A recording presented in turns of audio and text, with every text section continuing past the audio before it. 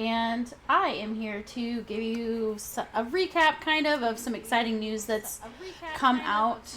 I'm sorry about that.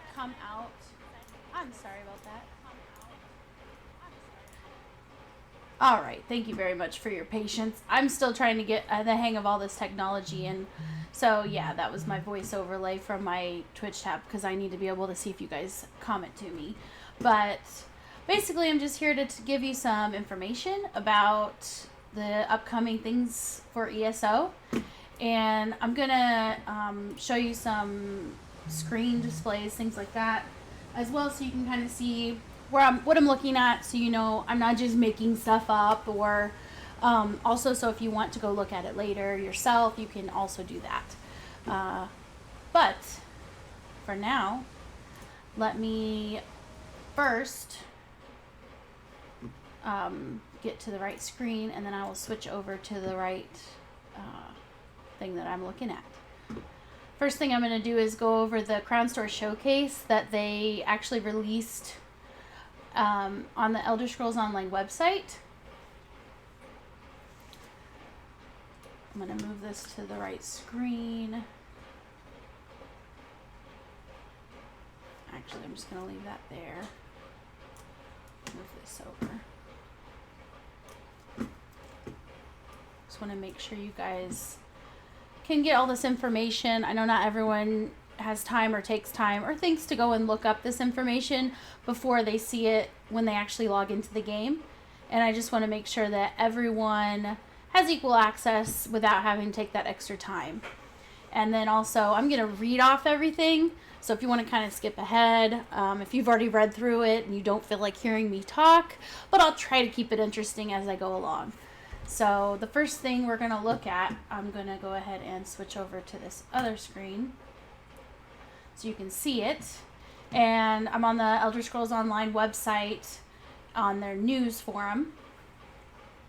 So it says you can show your devotion this Hearts Day, which I'm guessing that means Valentine's Day, and prepare for a celebratory return to Murkmire with a selection of new and returning items, all coming to the Crown Store this February, which, guess what? It's February, so it's soon. You can view the items currently on sale on the Crown Store page.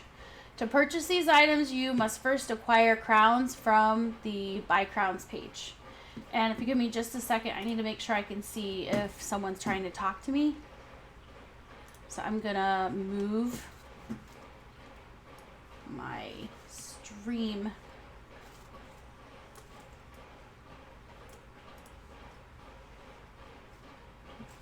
over. That lovely page that I had to mute previously. I'm gonna make sure I can actually see it. I don't want to leave someone hanging if they're actually trying to ask me a question. So let's get this back up. Get that back up. All right, beautiful. Now I think I am good to go. Thank you so much for your patience. This has definitely been a learning experience. This whole channel has been. So I really appreciate it. All right, here we go. Back to this. All right. So as you can see, there's lots of things here in the contents, and I'm going to go through all of it. First item up is ESO Plus deals. There's going to be quite a few of them as we go through, items that either are on sale to ESO Plus members or for free, as this next item is.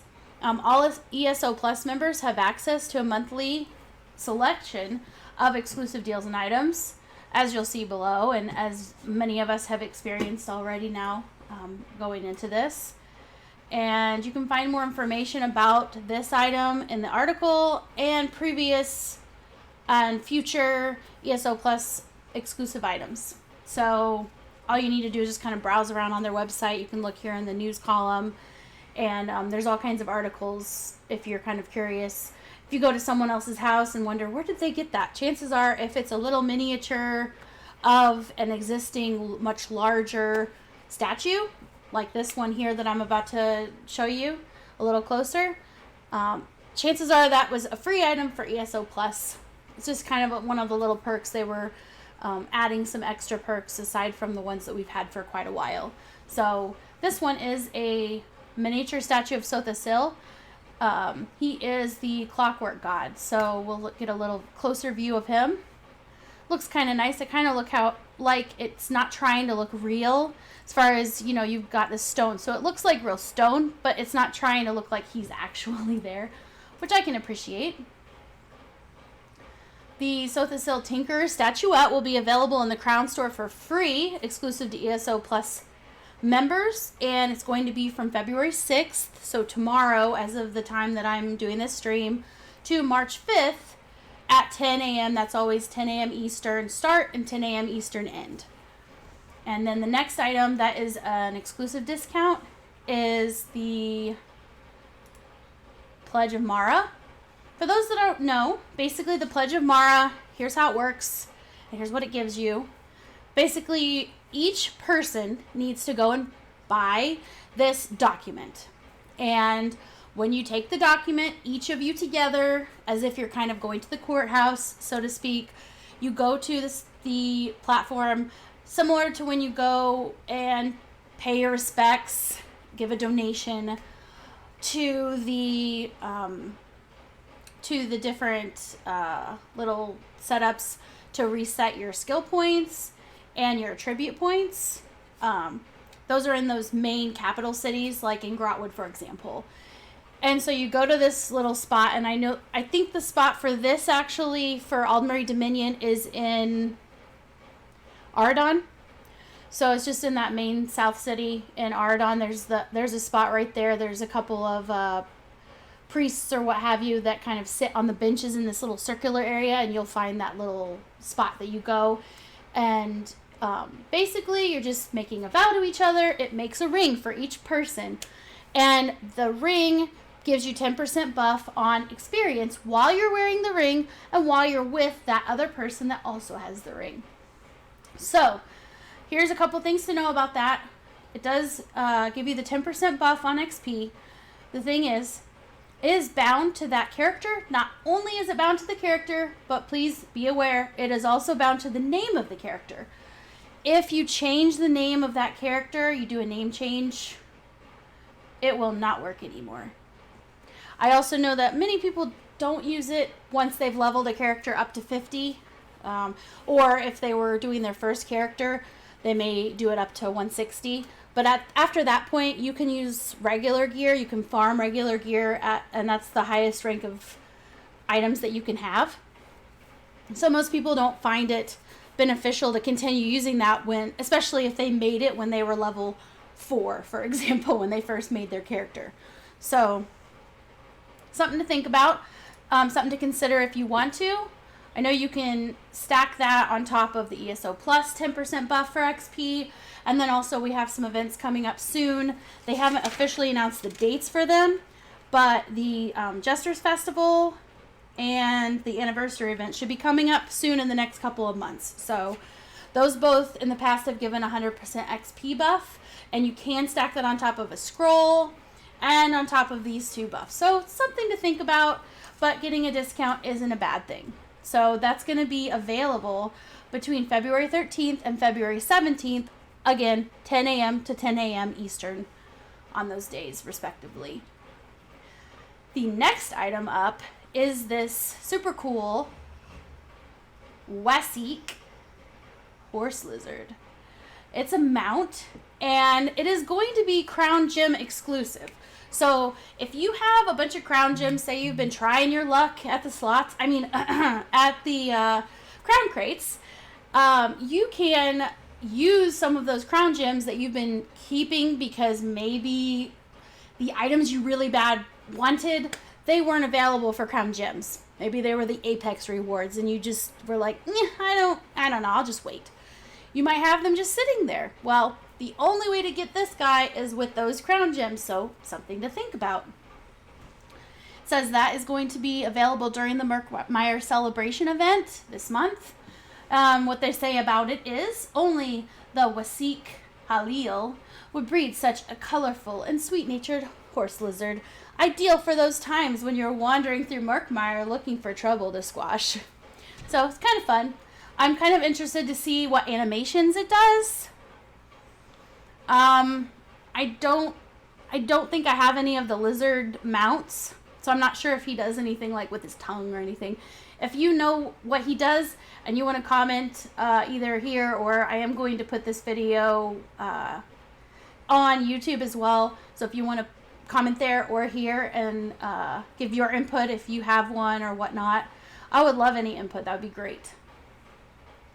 Next item is crafting. I love to craft, as anyone who's ever seen my streams knows. There's a new motif coming. So, it says the Honor Guard Crown crafting motif will be available in the Crown store on all platforms. This is not brand new, but not all crafting motifs are available all the time in the Crown store. This particular style has a chance to drop in normal Black Rose Prison. It's a low chance, but still a chance. The final boss. And if you do it in vet mode, it's a guaranteed drop if you defeat that final boss. So you have the chance to get it, the entire book, without having to farm or buy it from others, starting on February 27th at 10 a.m. in the Crown store. And that's going to be a limited time again. So if you want to get that with crowns, that'll be the time. And what they say is, as Chronicler of Blades, Kaisa Veda, I'm guessing that's how they say it, declares, one must follow the old rules correctly to make gear. That's true. Errors lead to dishonor. Follow this dictate and learn the Honor Guard crafting style. Ooh. So let's get a closer look at this in case you haven't seen it. The heavy gear kind of looks a little bit minotaurish as far as the horns go. I like how they kind of curl up the way that they do. It's very sleek looking. The face kind of looks sad, like a sad kitty, maybe sort of lizard-like. I'm not really sure, but it does look menacing. It's got kind of like an underboob look as far as the breastplate's above it, and then you've got kind of like, it's still metal, still breastplate type sort of, but it's more armor looking underneath. So it's got kind of a different look that most other sets don't have as far as for the female look on the heavy. The shield looks super cool. Kind of makes me think of Trojan. I don't know if anyone else sees this, but right here on the shield, it looks a little like a horse face, like from the side, and maybe like the nose and the eye. I don't know. Maybe I'm just crazy and I'm seeing things, but. And then the top of it kind of makes me think a little bit of Transformers. Not quite sure why, but maybe just the shape. Kind of expecting that shield to turn into a vehicle and drive away. I don't know. But yeah, and then what looks like the medium style part of it may be light, part of it may be light, but it looks medium because of the breastplating. It looks a little bit thievish, a little bit sneaky, but that's kind of typical of medium because medium is good for sneak. Let's see here. What it says is, as Chronicler of... Oh, yes, I already read that. My bad. Excuse me. Let's move on. So, the outfit styles. Elder Scrolls Artifact, Fork of Horripilation. That is a mouthful. This is a Sheogorath item. Anyone who's looked at the lore or played any of the main story that has to do with Sheogorath, he is a Daedric prince. He is extremely powerful, but he's kind of kooky. Some people might say he's psychotic or insane. He's definitely messed up a little bit. He enjoys seeing people hurt each other. He likes doing it in a dramatic way. He loves cheese as well. So, having a fork that is horrifically, gonna annihilate things, that makes sense. It says, alter your one-handed weapons outfit style with a replica of the Fork of Horripilation, Elder Scrolls Artifact. So it's a replica. Again, it's not going to be an artifact like with the new content that they're bringing items that are really special and have really cool abilities. This is just to make your item look like it's only visual. So the weapon was created by the Daedric Prince Sheogorath. It's one in a series of weapon outfit styles inspired by legendary Elder Scrolls artifact weapons. The Elder Scrolls artifact Fork of Horripilation will be available in the Crown Store on all platforms from February 3rd to the 6th. So your last day to get it is tomorrow if you want to get it that way. 10 a.m. Eastern. It's going to end tomorrow morning, so you don't have much time. The next item, next style, is the Legendary Dragon Armor Style Pack. It says, dragons soar over elsewhere and beyond. Are you geared up to go fight them? If not, you can alter your armor's appearance by using this complete set of Legendary Dragon outfit styles. And it says that's going to be available on February 6th. So that will start showing up in the Crown Store tomorrow at 10 a.m. as of the time of this recording. And then also that will include, and that is true for, the Legendary Dragon Arms Pack. So, hunt dragons with deadly and stylish weapons. Alter your weapon's appearance by using this complete set of Legendary Dragon outfit styles. Those look very neat. I like this. I really do. It's a little like Bound Armiger meets...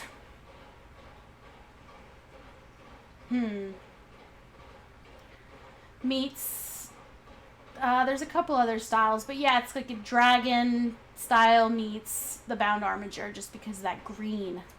Really like it. And then we'll get a little closer look with the actual armor itself too.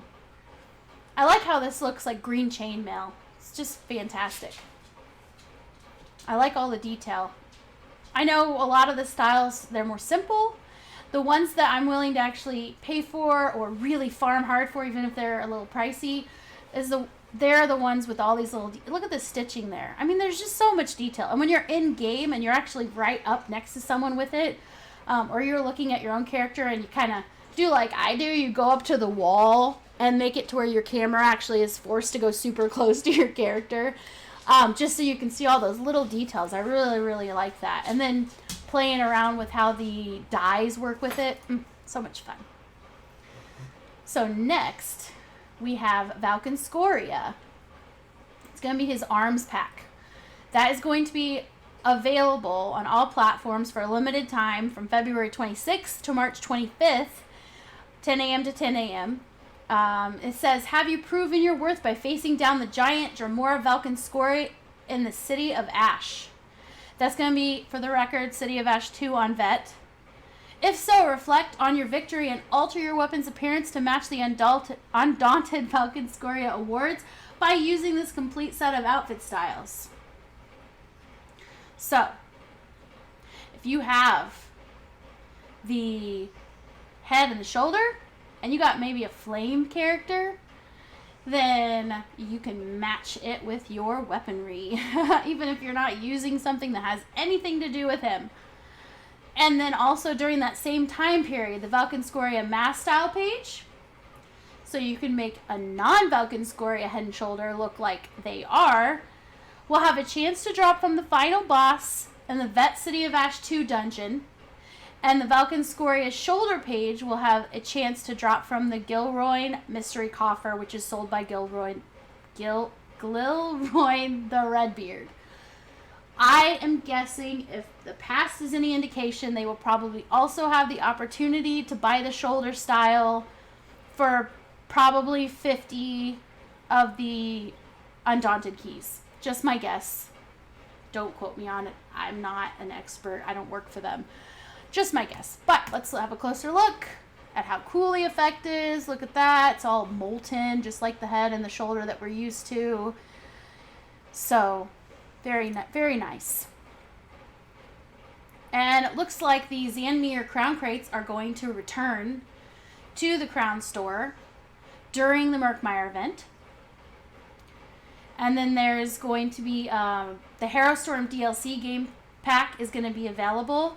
It's going to be late February, early March, depending on if you are PC or on Xbox or PlayStation. There's going to be more launch details, but I'm going to get more into that in a bit here. It says, start your Dark Heart of Skyrim year-long adventure with Harrowstorm with 2 new dungeons, Icereach and Unhallowed Grave. Includes the DLC game pack, an exclusive Hallin's Jackal pet, Pyre Watch Jackal mount, and more. Oh yeah, new things. Love it. The new Harrowstorm's Collector's Bundle will be available in the Crown Store starting in late February for PC, Mac, and on Xbox One and PlayStation 4 in early March. Watch for the launch dates. Again, they're constantly giving more information, but they like to give it a little bit at a time. So you have to kind of keep an eye, or you can subscribe, you can like, you can, make sure you're getting the updates for both my Twitch and my YouTube, because sometimes I may decide that I just want to not stream and I want to create the content and piece it together so it's a little more concise for you. And like this video, that I tend to go on little bunny trails, hoping that it's entertaining for someone, but I decided for this one I just wanted to get this information out there. So I'm going to continue on. And I have to say, when we look at this right now, I love this mount. It's so cool. I just love all the details and the scales on its armor. I mean, that is so neat. It just makes me think of like a crocodile purse or crocodile armor. Like, just so neat. And then the little jelly pet, which I'll show you in a minute too. It says, travel to Murkmire, the southernmost region of mysterious Black Marsh, and venture into the deep swamps to learn some of the hidden secrets of the Argonians. In case you aren't aware, maybe you're brand new to the game, maybe you've only heard of the game and you're trying to figure out, do you want to play? Argonians are the lizard people, and that whole area centers around them. So it includes the shellback warhorse, which we just looked at, Cantaloupe Swamp Jelly Pet, which we also just got a little peek at, which I think there's more about it down below, so I will continue. And a stack of experience scrolls, so even more XP to get you going and stack on top of other XP buffs. And the Murkmire Collector's Bundle will return to the Crown Store on all platforms for a limited time during the Murkmire Celebration this month. Stay tuned for more. There's going to be the emotes. The Dragon Hunter emote pack will be available in the Crown Store on all platforms starting February 6th. So tomorrow, 10 a.m. Eastern. If you want it, gotta get it. And then the events. The single event ticket will be available in the Crown Store on all platforms during the Murkmire event. You can also gift those to friends from that same location. Furniture. That Breezy Night in Bruma music box. That is a hugely long name for one item, but look how pretty it is. It says, when activated, play a music box arrangement of the Romantic Hearts Day favorite, That Breezy Night in Bruma. The That Breezy Night in Bruma music box will be available in the Crown Store on all platforms for a limited time from February 13th through February 17th at 10 a.m. Eastern, starting and ending. Let's get a closer look. Oh, look at all the detail. I just love how this looks like marble that's had art painted onto it. And they even have it to where it looks like it's aged, because if you notice right here, it doesn't look like it doesn't look like the marble itself had a flaw right here. It looks like this has been an item that's been passed down through generations of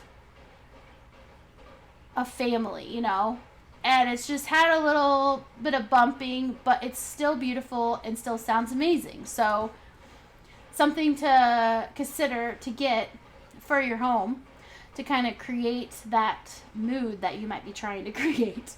The next item is the Hearts Day Retreat Furnishing Pack. That's also going to be available February 13th through the 17th, the same as the box.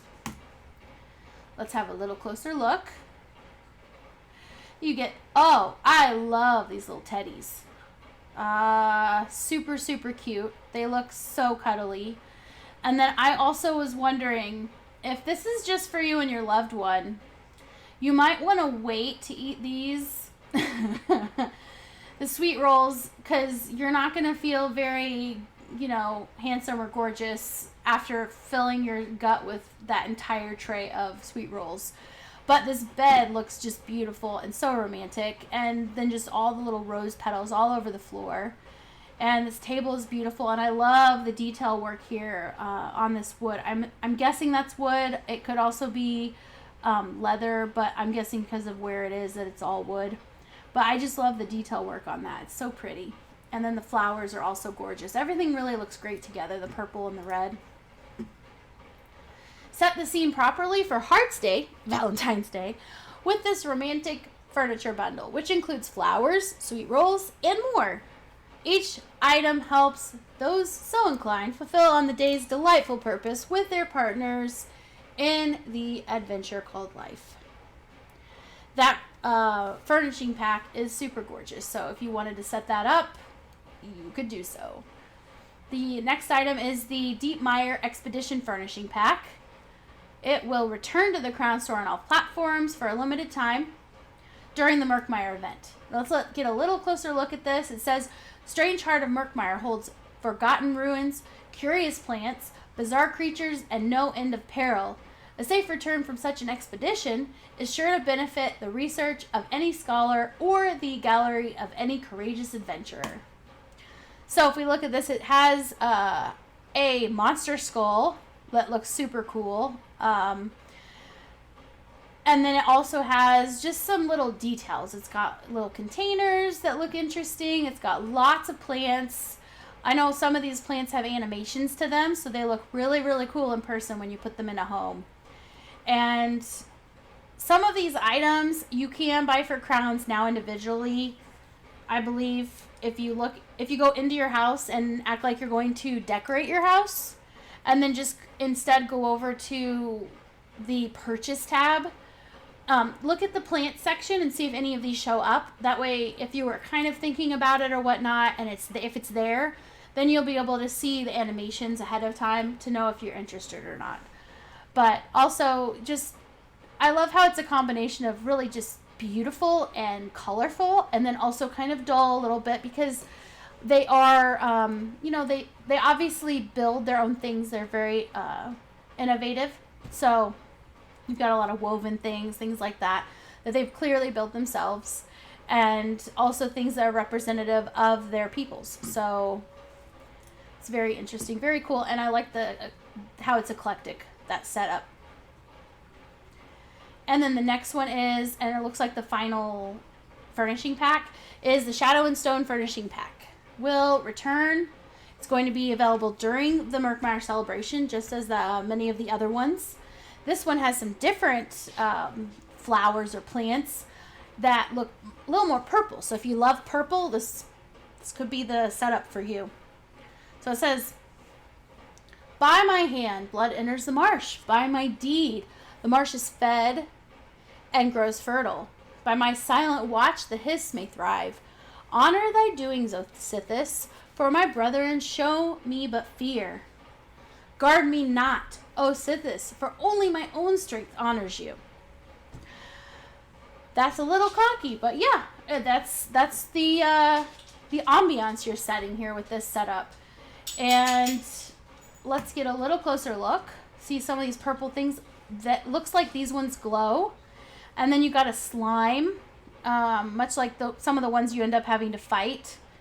And then there's this huge display. I'm guessing these are all individual items here. And then this big statue here. So little versatility, a little variety. But again, and it looks like some candles. So I'm hoping those are also interactable. But looks very interesting. And then next we'll go into houses. This one's very, very interesting. Very cool, in my opinion. And I'll tell you why in a sec, because I'm going to read it and then you'll know. So it says, stay moist in an underwater Xanmeer manor with its own submerged picture windows. So that's super cool. I'm guessing you go down below, maybe down to the basement, and then maybe you can see out kind of like in a submarine. That sounds neat. And gaze into the depths of a lush Murkmire lake from the sunken interior of this capacious Argonian edifice, where comfort mixes casual with the bizarre. Zooth! The Lakemire Xanmeer Manor will return to the Crown Store on all platforms during the Murkmire Celebration again, coming soon. Okay, so here's where we're going to headline a couple of the items that they listed above. They're going to be part of the collector's pack for the new Harrowstorm. So the first one is the Pyre Watch Jackal. So what it says is, long ago, the secretive Pyre Watch bred local jackals, which are tiny, into mounts, allowing them to move swiftly as they patrol their cursed caverns. Now this nimble and fleet pale steed can be yours. Okay, let's get a closer look. Okay, so it looks like it's got some leather. It's got a little bit of metal detailing, especially on the head. But yeah, it's basically leather and metal as far as the items that it's wearing. And then, yeah, it just kind of looks like it might be generally the same as the wolf mount. I'm curious to find out if it's going to have the mannerisms of the jackal pet, or if it's going to have the mannerisms of only the wolf mount. I'm not sure. We'll find out. But it would be really cool because I think it would be really cool if it did some of the things or made some of the sounds that were more like the little pet, just to kind of give a little more variety for our mounts. The next item... Oh, here we go. So that's going to be available in late February and early March. I'm going to go more into Harrowstorm later, so I'll just keep moving forward. The pet that's going to be available in that Frost Atronach Coyote Calf. This is not part of that set for the Harrowstorm. It is just going to be in the Crown Store on all platforms from February 3rd now to February 6th at 10 a.m. Eastern. So tomorrow, you have till tomorrow morning to get this little Coyote pet. The Frost Atronach in Coyote Calf form. And this, along with all of the other Frost pets, would be super great when you are running across Alkir's Desert. And you are just like, I'm so hot. You know, if you're role-playing, if you're into that, and you're just like, you know what? I have a Frost pet. I don't have to be hot. You just give it a little snuggle and warm you. It'll like cool you right off, and you can warm it right up. And then the same. So let's get a closer look at this in case you haven't seen that little pet. I like how it shimmers. It's very cool. And it's the same effect for this little bear cub. And that one is going to be available from February 10th to February 13th. So you have to notice they got these staggered. So if you're not interested in the little Coyote pet and you're like, I don't know, I like the idea that's frosty and that I can just outright buy it instead of using crowns, move on, or not crowns, but instead of buying crates, then move on down, wait a little longer, till the 10th, you can get the little bear cub. If you're not interested in the bear cub, there will be also on the 17th through the 20th, the cinch cub. It's also Frost Atronach. Super cute. And it'll also cool you down. And then finally, from February 24th through the 27th, there will be the Frost Atronach Wolf Pep. So lots of options if you're wanting a little, cooler, basically a traveling cooler pet. Non-combat, of course. But it's nice having them run around with you. You're never alone. Even when you're playing alone, you're never alone. You've got your pet with you. You can pull your mount out. And if you have your merchant and your banker and your little Thieves Guild, fence that takes 33%. But anyway, I digress. You're never alone. You just whip them out and you've got a companion with you. And the next one is the Hallin's Jackal pet. And that is also going to be part of that Harrowstorm DLC game pack. And it says, after news of the 7th Legion's presence near Hallin's stand spread, several Evermore citizens moved quickly to protect some at-risk fauna, among them a breed of easily domesticated jackals. Now one of these fierce companions can roam at your side. So, very, very adorable. I love how it kind of has I can't remember exactly, maybe even like a little bit of a German Shepherd face, but it's like super small and cute, like just little bitty legs and body. But its head is almost like the size of like a full-grown, full-grown shepherd. So I really like the look of it. It's adorable. Okay, next one that we mentioned before is the Plum Swamp Jelly. It's the rarest of the so-called flavored jellies. I don't really know if that means you're supposed to be able to taste it or if they just named it after something you could eat. Seeing one is considered by many Argonians to be a sign of good fortune. It's not at all unusual for an Argonian to wear a plum jelly's feeler as a good luck tentacle. So, let's get a closer look at this guy. And he is also going to be available during the Murkmire Celebration if you're wanting him. I love the different variations of purple and then the blue, because I love blue, but I also like purple. And then he's just generally glowy, especially the ends of the tentacles and then the appendages that come out from his head. And then just all the details on his entire body look like they're also glowing. So I kind of would love to just take him and just go through like a really dark area in the game. That would be nice. You could probably go into one of your homes and just don't put any lights in it and just pull him out just so you can kind of like be amazed and amused at his glowing. Okay, so next up, I am going to... This one I already opened. Okay, so I did want to go over one set that, if people aren't aware of it, it is a good set that is in Murkmire, and you can farm for it there. It is the Brightthroat's Boast. Gives you max Magicka again, max Magicka recovery, and then while you have a drink buff active, your max Magicka is increased by 2,000 and Magicka recovery by 150. So unlike a potion that you have to remember to put in your rotation if you want 100% uptime, the food or drink that you choose, and there are some drinks that do give you max stats as well, so you can, that's for another time as far as going into big detail on that, but literally all you'd have to do, is use a drink instead of a food, and then that will give you that extra Magicka to your stat and the Magicka recovery as well. So this is really good if you're wanting more Magicka and you're wanting to make sure you keep up your Magicka as you're fighting. And I will say that in most areas, the way to get jewelry, this is just an extra because it kind of can become an issue. In most areas, to get jewelry, most people would just farm a dolmen, a dark anchor. There are no dark anchors in Murkmire. So, to get your jewelry, you are going to want to either farm for chests, so you're going to want to wander around and try to get chests. That can be insane. Or you can also get them in trials and arenas in that area. So there is a chance to get them there.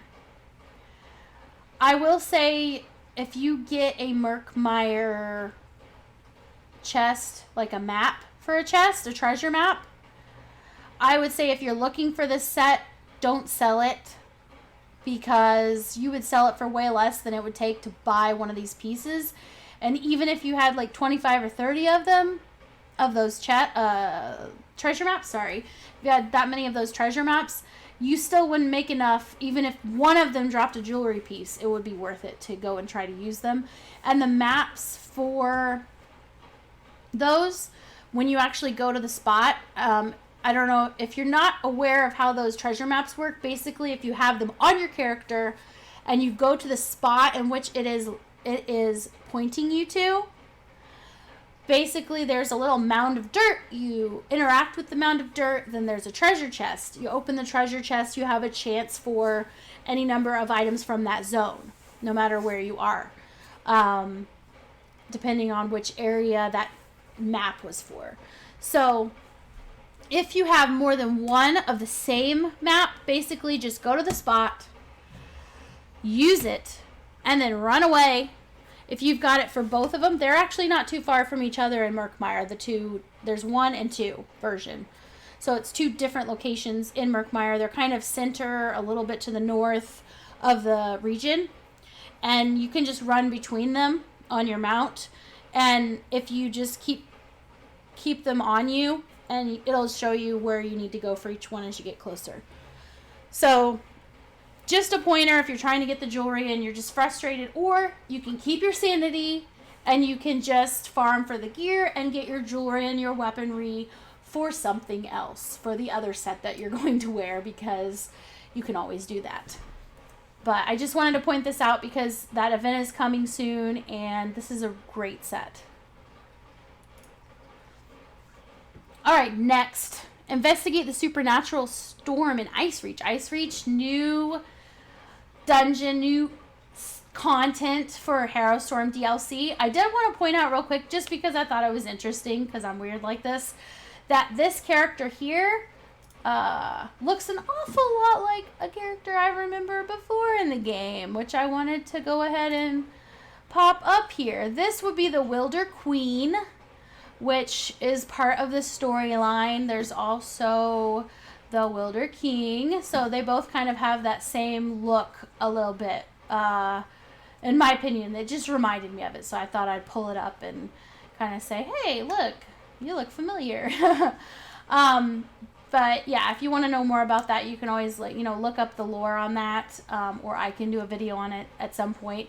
It's pretty interesting. I think the story for the Wilder Queen was a little heartbreaking, I thought. But, you could make the decision for yourself. I do like the animations that happen around her and him. Very cool. But anyway, that is all of that. So, let's go back to this. Basically, it says, stop a coven of witches from enacting a terrible ritual in Icereach.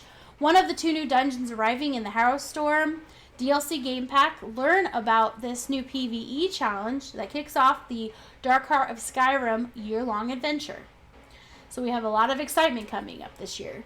The Harrowstorm DLC game pack is coming February 24th, confirmed, for PC and Mac, and March 10th for Xbox One and PlayStation 4.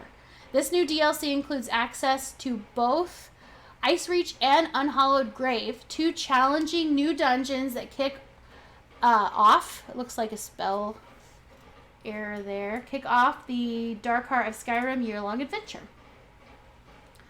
Looks like, let's see, storm over Skyrim's coast. North of Skyrim and across the perilous Sea of Ghosts lies the frigid island of Icereach, home to the reclusive witches of the Icereach Coven.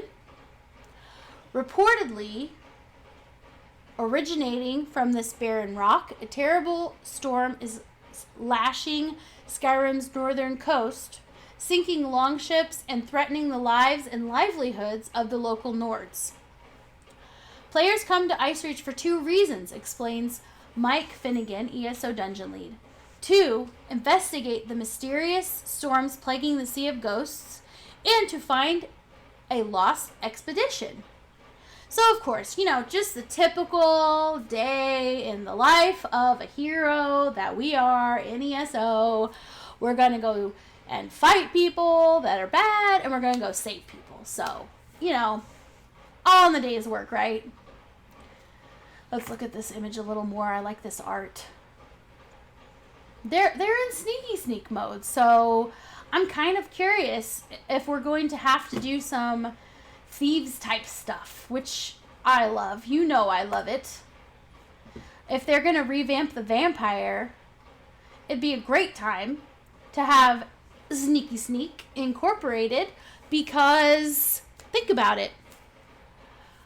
A vampire can move faster while in sneak. If you're stage 4, you can always just let your character, even if you prefer, what have you, being stage 3 as, for battle, because of the new food that they have, that Bloody Mara was the older food, and then the newer one. So Bloody Mara basically sates your being it, so it can knock down your level. of being a vampire. So you can go down every time you use it, but instead of having to feed on someone, you can use that. And then the other thing is with the newer one, and I can't remember the name of it exactly, but it's the new version of that exact same drink. You can move it back and forth. So you can quickly, it does seem a little bit like a waste, but if you're just using it and you go through the whole, 2 hours roughly of that food or drink, basically it's not a waste. Just keep it on you. And when you use it, it can knock you up or down. Just use the one that you want to, depending on your needs. So if you're wanting to go sneaky sneak and be faster while you're sneaking, like through maybe, perhaps it's going to have you do it during this new addition to the game, that might be helpful. Maybe that's why they added it, because they knew this was coming. And that you would want to quickly go between the two. Who knows? When you arrive on the mysterious isle, you discover that the Coven's frenzied defenders overwhelm the members of the lost party. However, there are survivors, and amongst their number is a powerful ally.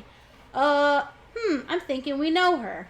The indomitable Lyr's Titanborn. And P.S. Yes, you might have killed her off in the main story.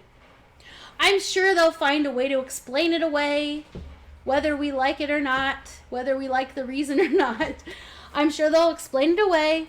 But for those who really like her as a character or are interested to see how they're going to explain it away, we will definitely be looking forward to that. Returning from the main quest line, you must work with the beloved companion to explore the cursed island of Icereach, discover the cause of the storm, and put a stop to it before you can do any more damage. And again, for those who aren't aware of the main story, you don't kill her per se, but you have a choice. You have to pick one of 3 of the main story people. If you don't want to know this, then don't listen. You mute it for a bit. But you have to pick someone to, I guess, sacrifice. It's not that you hate them and you have to fight them for that reason. It's because someone has to be sacrificed. And unfortunately, you cannot pick a certain, smart mouth, arrogant dude that's in the story. Because he has to actually, he's the mage that has to actually complete the ritual. So, she is one of the 3 that you have to pick from. And so if you did pick her in your main story and you're trying to be fully immersed in the game, it's a little bit of a, okay, wait, why is she here? So yeah, I guess we'll find out. And let's see here. There's an island of monsters. Oh, look, a giant. And it's an ice giant. Oh, so much fun. While Icereach is home to a dangerous coven of powerful witches, they aren't the only threats that you've had to contend with. You'll have to contend with. Standing in your way is an army of savage cultists, beasts of frost and fang, and more. The witches of the Icereach Coven do not shy away from magic in any form, explains Finnegan.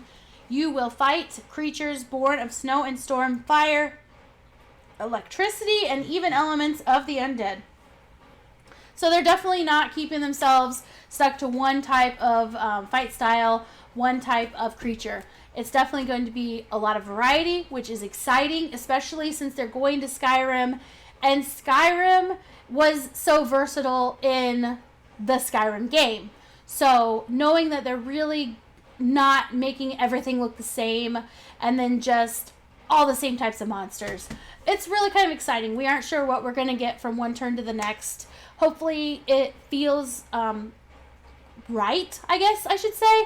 For example, that ice creatures are in places where ice creatures would be, and so on, so that it does feel more real and the immersion isn't too jarred. But it says, no magic is taboo for the witches of Icereach, and as you make your way into their frozen keep, you must be wary lest you become overwhelmed by mindless, plague-ridden zombies or crushed by monstrous giants, like the one shown here in this picture. He is huge. I do love his eyes, though. Like, it's like they're just, like, nothing. It's like they're just blue, like his body, like they're frozen. That's kind of cool. It kind of adds to the whole, you don't feel bad hurting him because it's not like he's got giant cute eyes with a twinkle in them. Like he's just coming at you and he doesn't care. So why should you? He's in your way. All right. It says even more dangerous. Okay, so I'm thinking that means... Oh, no. Even more dangerous are the island's boss encounters, where you must face the Icereach Coven's sisters. Ooh. Each one brings a unique ally to help defend their home and features unique mechanics that you must learn and overcome.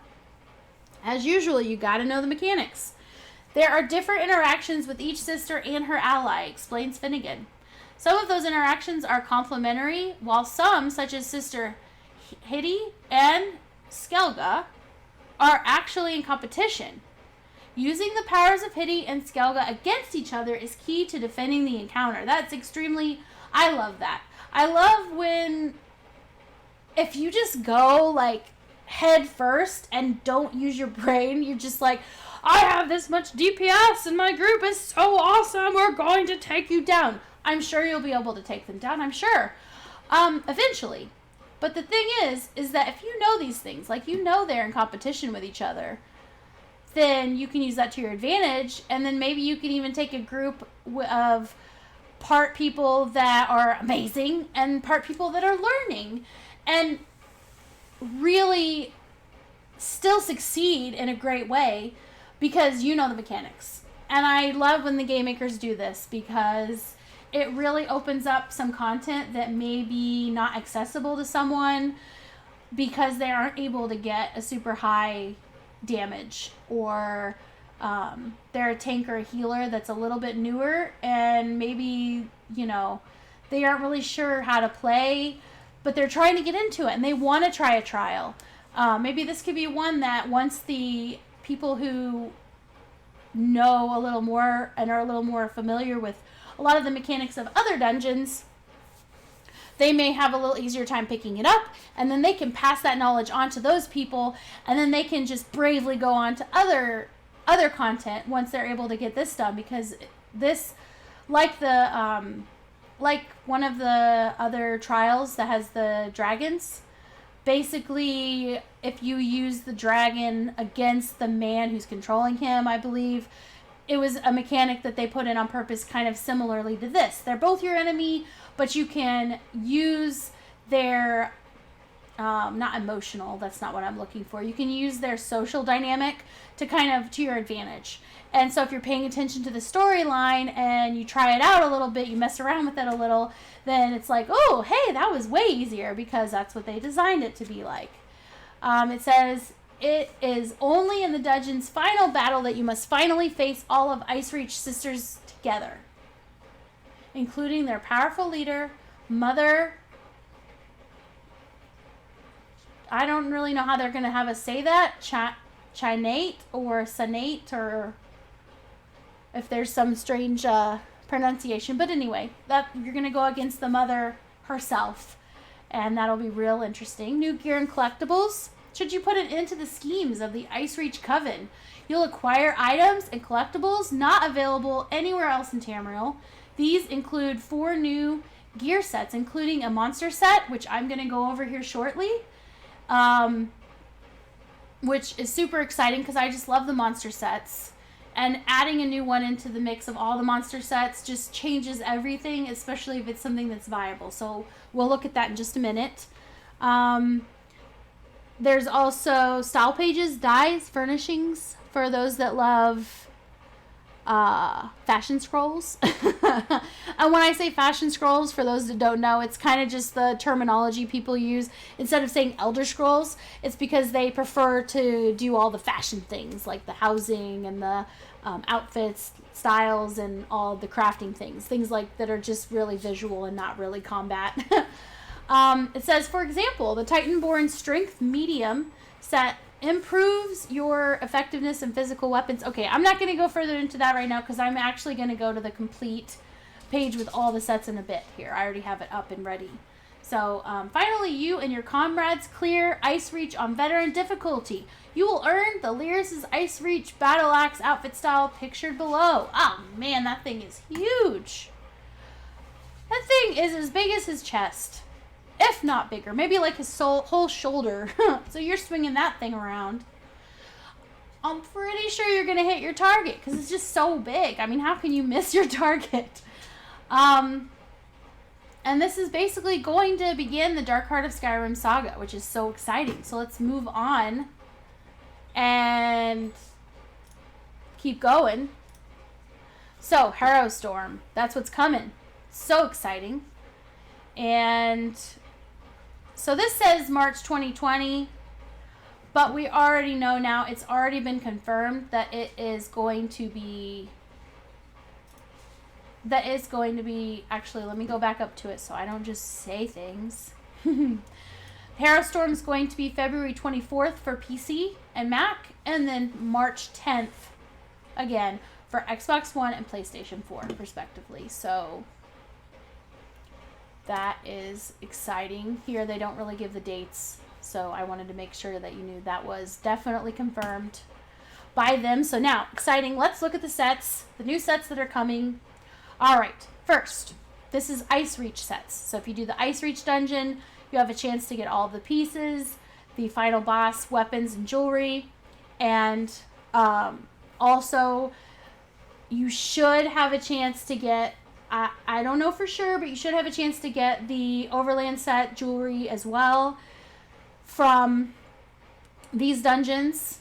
I don't know if it's just the final boss or if it's any boss. Any of the bosses. I'm not sure. But because it doesn't have any of the dark anchors to destroy in Murkmire, again, it is something that's available from the dungeon as well. So, Hiti's Hearth set. With that, it's a light armor set from Icereach again. And it adds Magicka Recovery, Max Magicka. 5 items is when you heal yourself or an ally with an ability, gain a warming aura for 10 seconds. While in the warming aura, you and group members restore 1020 health every 1 second and reduce the cost of sprint, block, and roll dodge by 5%. This effect can occur once every 12 seconds. So definitely something to consider if you're wanting to be a Magicka support character. I'm not really sure what that warming aura is going to look like. I'm not in the PTS. I may eventually get in the PTS. It's just I'm trying to really get the hang of the rest of this, so I don't want to overwhelm myself with too much to try to do while I'm also working on that. But yeah, I'll be interested to see that. I might have to look that up later. Next set, medium set. Titanborn Strength set gives you 1487 physical penetration. Weapon damage, max stamina, also gives you an extra 110 weapon damage and 1240 physical penetration. This bonus doubles to 220 weapon damage and 2480 physical penetration when you are under 75%. Health. Sorry, when you're under 75% health. This bonus quadruples to 440 weapon damage and 4,960 physical penetration when you are under 50% health.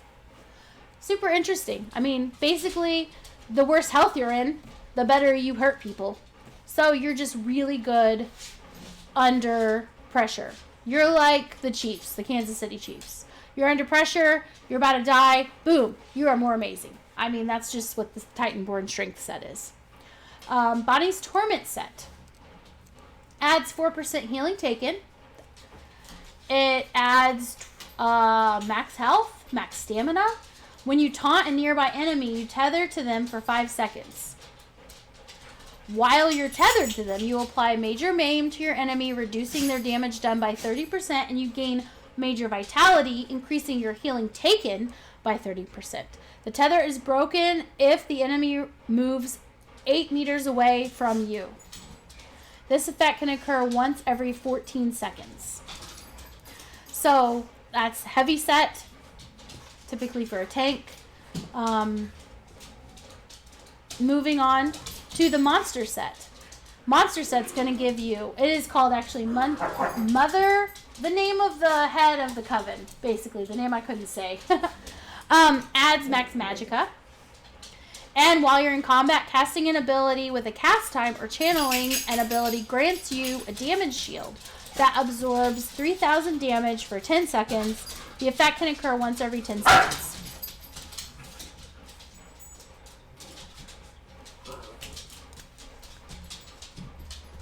Let's see here. The next one is Unhallowed Grave Sets. So that's the other dungeon that they haven't really given a lot of details about yet that I've seen. It's going to be first light armor set is the Doggerkin's Grip Set. Adds 1,096 max magicka. Adds almost 1,500 spell penetration. And then magicka recovery as well. 5 items is dealing direct damage to an enemy. Has a 10% chance to place a ghost curse on your enemy for 6 seconds. Cursed enemies take 530 extra damage from all your damage abilities. So it's only going to be your abilities, not your items proccing. This effect can occur once every 6 seconds. Adds, let's see here. The medium armor set, Aegis collar set. Adds weapon damage, stamina recovery, weapon damage. When you deal critical damage with a melee ability, summon a lesser Aegis for 12 seconds. After 2.5 seconds, a lesser Aegis spins its blades, dealing almost 5,000 bleed damage every second. This effect can occur once every 10 seconds. So, you summon it 12 seconds after 2.5 seconds. So, it's going to spin for about 8.5 seconds, something like that. 8, 9, 8.5, 9, 10, 11, 9.5 seconds. And then you can only do it, the effect can occur every 10 seconds. So it looks like you may be able to have him up all the time. I'm not sure if that 10 seconds is after he's done fighting and he disappears. Because if it's the case that you can have a 100% uptime, that'll be really interesting. Heavy armor set is a Grave Guardian set. It's going to give you max stamina, max health. Summon a stone aura while blocking, hardening you and your nearby group members, increasing your physical and spell resistance by 4,430. The monster set for this dungeon is Kjalnar's Nightmare set. Adds spell damage. I'm going to guess Kjalnar is one of the big bosses. Maybe the last boss. Who knows? Adds you spell damage, and then dealing damage with a light attack. Puts a bone stack on your enemy for 5 seconds. You can only apply 1 stack every second. At 5 stacks, an undodgeable skeletal hand attacks your enemy after a second. So 6 seconds after you've done that first light attack that did it, if you're doing it every second, knocking them into the air and stunning them for 3 seconds.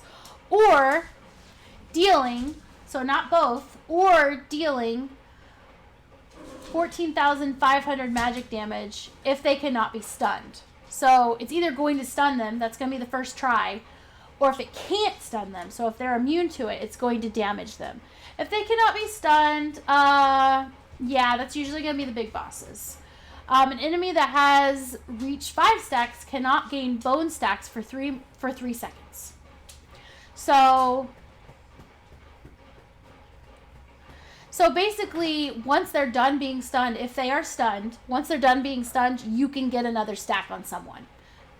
On them. You can get another stack on them. So, definitely something to try out. The final sets are CYRODIIL crafting sets. So this is going to definitely bring a new mix into the sets that they have in CYRODIIL, which are many.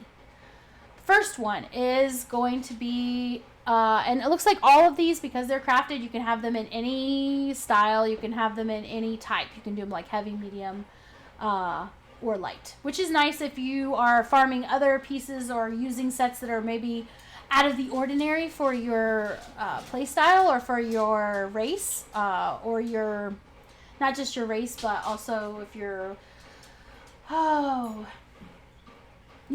if you're using magicka, and you're wearing heavy because you're in PvP, so the sets you like to use or that you want to use are actually light, you can kind of mix and match with these. That can help you kind of figure out what pieces that you need to use for each type. But anyway, the first one is going to be Critical Repost Set.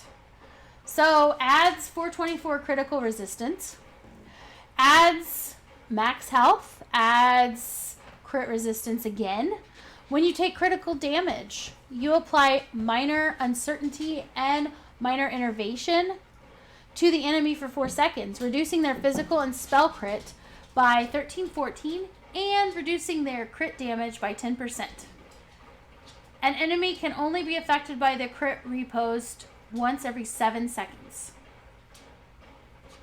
So it would be up a little over half the time if you were able to proc it constantly. And that's when you take critical damage. So if you're up against someone with a crit build, or a group that does a lot of crit, then that may be something to consider. Unchained Aggressor Set is the next one. Max stamina, stamina recovery, weapon damage, and spell damage. That's the 4 item is both weapon and spell damage. 5 items is after breaking free, gain Major Berserk for 9 seconds, increasing your damage done by 25%. This effect can occur once every 21 seconds. Dauntless Combatant Set is going to give you max stamina, max health, max magicka, more max health, and then when you are affected by a disabling effect, you automatically break free at no cost. After using this effect, you become winded and cannot retrigger this effect for 21 seconds. So, not bad. A free break free when you're in a big fight in either BGs or in CYRODIIL or the sewers. Not a bad thing. So, very, very exciting anytime they add new sets in, and I absolutely love when they add crafted sets. And the fact that they added CYRODIIL crafting sets just makes me so excited for the new builds that are going to come up for PvP. So I'm really hoping that you got a lot out of this, and I'm hoping that it answered any questions. I will try to put the timestamps for the different things that I talked about in the comments below so that you can quickly get to where you need to be if you want to look at a certain spot in the replay. But again, it's a lot of exciting news, and please message me. Let me know if there's any questions you have. Let me know if there's anything else that you want to know more about. And I will definitely look into that. But I am actually going to go back over to Elder Scrolls Online because I want to play. And so let's get to it.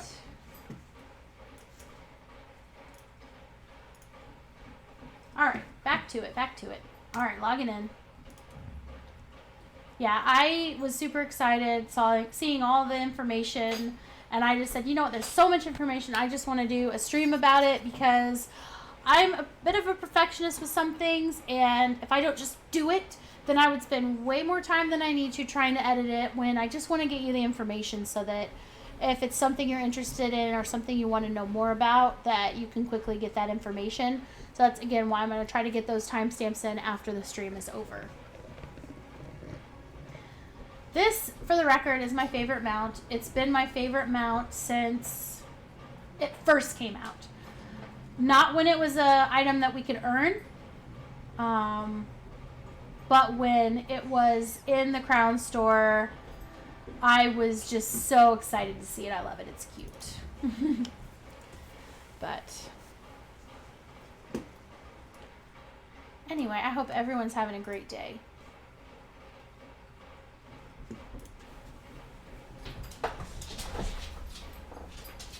I have got lots of ideas, lots of videos, lots of content to come. Again, a lot of these will not be streamed. They will be on my YouTube channel, which is also liliumcobra. I want to make sure that I don't stream a whole lot of things that are just really just little tidbits. But a lot of things, I just want to make sure the information is out there in a format that is made for people great for people who have been playing a long time, but maybe don't feel like looking up the information and they just want to hear it. Maybe they're at work, maybe they're doing other things, but they can kind of listen and multitask at the same time. Just to make sure that that is something that is at their disposal. So if they just want to play that in the background and listen to the details and not have to go and read it themselves, that I can do that for them. And I really don't mind. Not at all. I was having a bit of a inventory dilemma, but I did get rid of some things, so I sold some things to my merchant. So I'm going to go into the mail. I have some more items that I purchased, Murkmire maps to be specific. The reason I had talked about them before is because I'm actually trying to get these for my friends. So, excuse me, I wanted to make sure that I could try to get the jewelry. If I can get it for myself, oh, you can't have more than one. Okay, so I swear it let me do that before. Okay, whatever. Alright, so as you can see, I'm right next to one of them, but it's not there because I just put it in my bag. But I can go to this one and literally just run back and forth between them. And I have figured out because I've already done about 7 of these maps, I figured out pretty quickly that I can take that bridge and then kind of go over here, and it's right down here. See that mound right there? There it is. Dirt mound.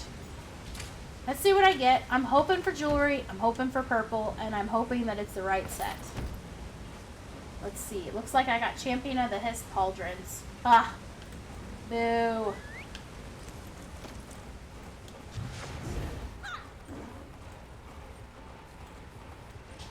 Boo to the Champion of the Hist Pauldrons. Yuck. Not what I'm wanting. Ah, see, that's... So right there, if people are like, oh, you know, I understand. It's easier in a lot of ways to play with keyboard and mouse, but I just don't want to. I'm not gonna. But that is one of the irritations of it, is that the interaction button is the same as the jump button. So I go to jump and then, oh, look. I've interacted with, you know, a swamp jelly thing or whatever, you know. Now I'm dismounted. Deadwater's Guile Greatsword. Okay. I mean, anything I get from this, just because it's not what I'm necessarily wanting, it doesn't mean that... Oh, no, I want to go ahead and open that mail.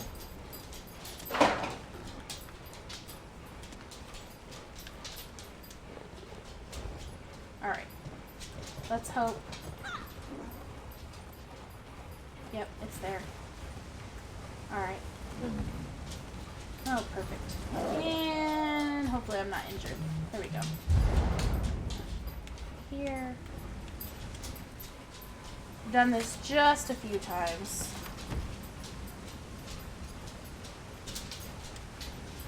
On a totally unrelated note, well, I got bracers, okay. On a completely unrelated note, I've been having issues with my dog's fur. Not just one dog, 2 dogs. One of them is a Samoyed, and his fur, it is awesome, but at the same time, I might as well just pick up all these friggin' dragonflies because I keep trying to jump so that I don't get dismounted. And then there I go getting dismounted again, so... yeah,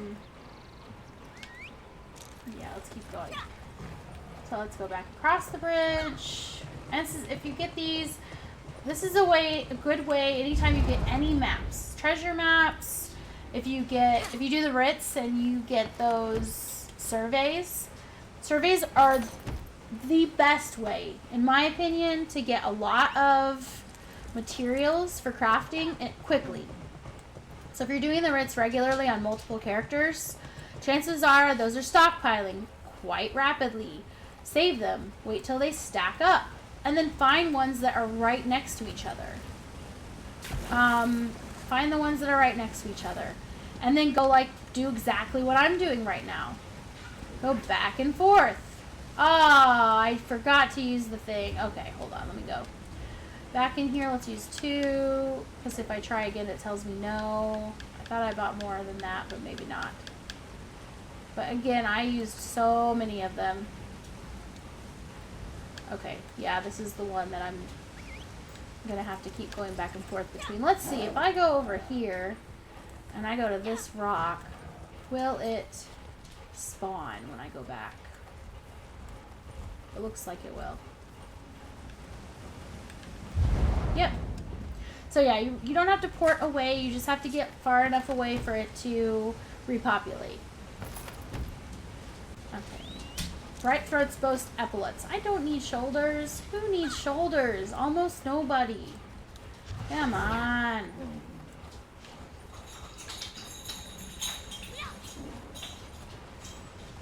Nope, it's not there.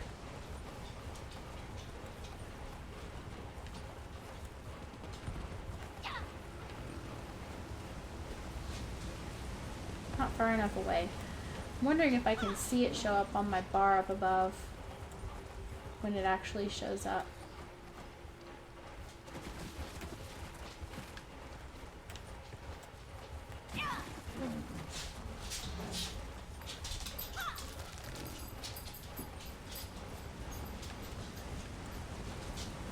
Not far enough. Wow. I've had some of them show up and I barely even had to go away.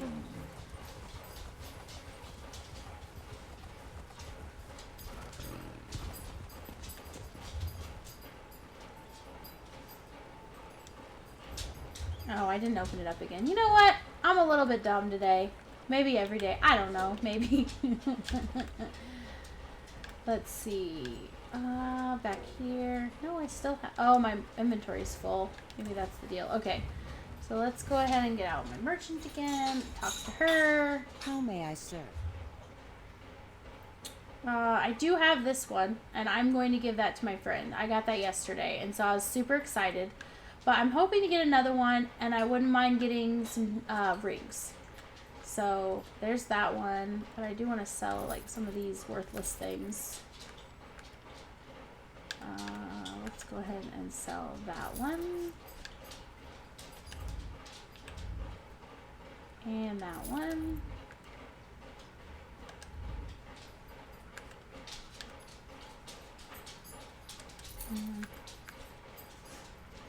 That one.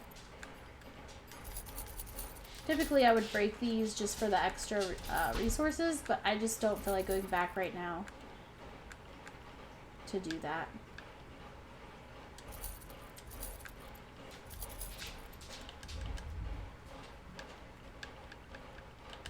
I'm not going to do that with those.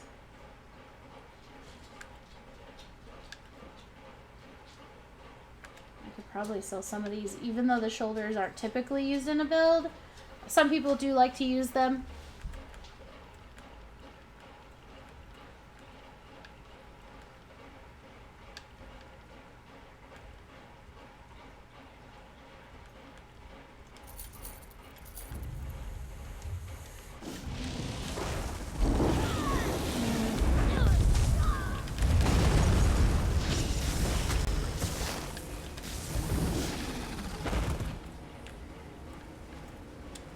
Takes care of him. Anything I can do for you?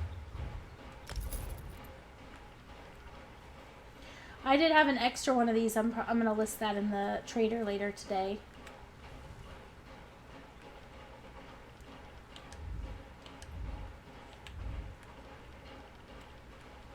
I need to list these in the trader. I'm not going to use them. Okay.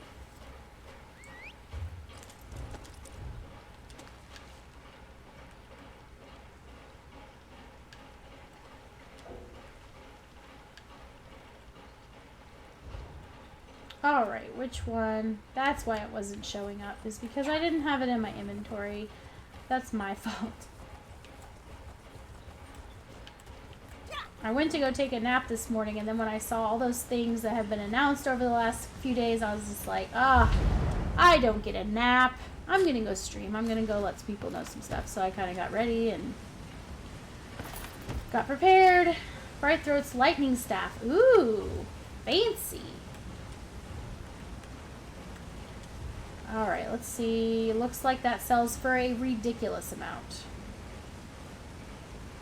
Could, anyway. I mean, it is a magic cassette when you have a... Yeah. I may, honestly, and it's sharpened. Oh, that's just so fancy. I mean, that's the thing, is you could have 100 of those and never get 100 of those, in your, not in your, but the maps. You could have like 100 of them and still never get something good. But then, like, this time I just got lucky and I got that staff. So, I mean, consider using your maps in areas where the sets are popular, I guess, is a good way to put it.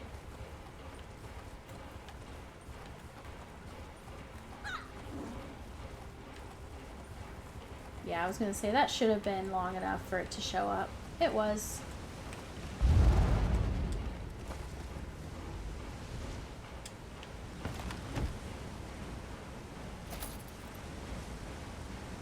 And Sabatons.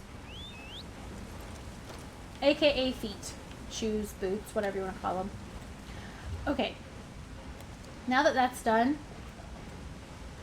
let me... What is this? Talk to Right Master. Looks like that's part of the main story in Murkmire. I'll probably finish that storyline before the anniversary event comes out. Just because that way anything I have to do is either going to be something that's not really main story or it's going to be part of the event itself. So I'm not going to do that right now, but I probably will do that before that event starts, which should be not too far from now. But the event that just ended was fun. I had never played any of the, I hadn't really done any of the BGs very much. I just didn't feel like making a setup for it. Just me. But I'm definitely going to enjoy it from now on because of that event this last time around. Very, very happy that they fixed everything. Very happy that, yeah, they fixed it. That, I gotta give them that. I really do. Let me check real quick. I'm gonna check the traders real quick and see how much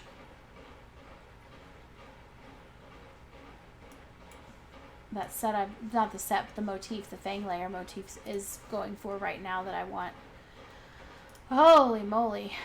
The cheapest one is 190k. Oh no, wait, I'm on a different page. 125k. Now, I don't think I have 125k right now, only because I did a lot of, I did some shopping, so to speak, in the game previously, just, for that purpose. So I don't have as much, but, I had quite a bit, and I blew it. I spent it. It is what it is.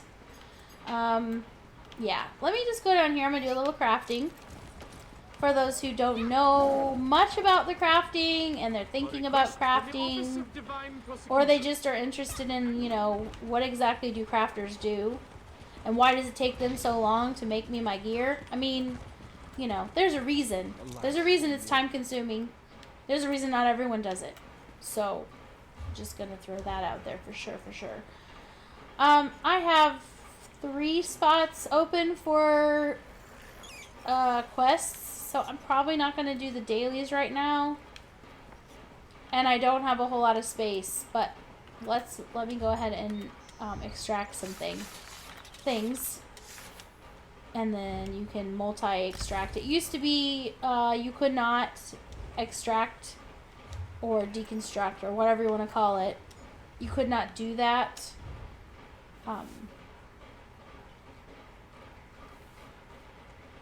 Sorry, I lost my train of thought there. You could not... I have no idea where my brain was going with that. Oh, well, I'm sure people understand. Let's see here. So I'm not breaking that. No. But this one, I mean, it'll sell for okay. I don't know. I mean, Durlock Bright is a good set. Reduces radius you can be detected while sneaking. It is part of my sneak build. I think I'm gonna go ahead and try and sell it. Wow, I'm surprised Leaky's goes for that. Leaky's focus. Weapon damage, max stamina, stamina recovery. Reduce your damage taken from area of effect abilities by 25%, but the damage and healing of your own area of effect abilities is also reduced by 20%. I'm just going to break it. I know it says that it can sell for 500 and some, but I don't know. Oh, wow, that's expensive. Warrior's Fury. Okay. CYRODIIL's light. Let me go ahead and... I'm going to go ahead and break it. Sol's Guile. Nicholas. I don't think anyone uses this set. I'm just going to break that. Herschel. I'm going to lock that. Air. We have the air of the fire, the lich. I like the lich set. I'm going to show you why. If you're having trouble, if your main concern and trouble is upkeeping your magicka, you're constantly running out and frustrated and having to heavy attack all the time, trying to get it back. It adds magicka recovery, max magicka recovery. When you cast an ability that costs resources while you're under 33% magicka, your magic recovery is increased by almost 1,000 for 20 seconds.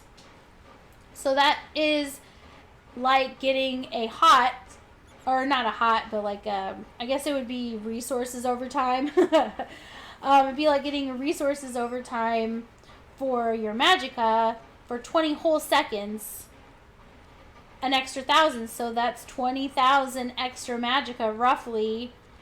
And all you have to do is get your magicka down to 33%. So that's the only time you need that much extra magicka, is if you're using so much that you're getting down to 33%. And it can happen every 1 minute. So kind of a long cooldown time. But frankly, if you can't maintain your magicka for a minute, or for 40 seconds, once you've hit that 33% mark, if you can't maintain that, but you shouldn't run out, so you should be good. I love the Lich set. Consider it if you're having problems with that. Now I'm gonna lock that. I'm not worried about the fact that I will use it at some point. Let's see. I have used it before, just not on PC yet. Alright, I'm just basically breaking things, making sure my inventory gets a little more under control.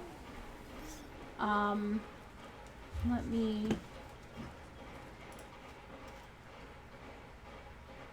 Oh, hello. I see someone was messaging.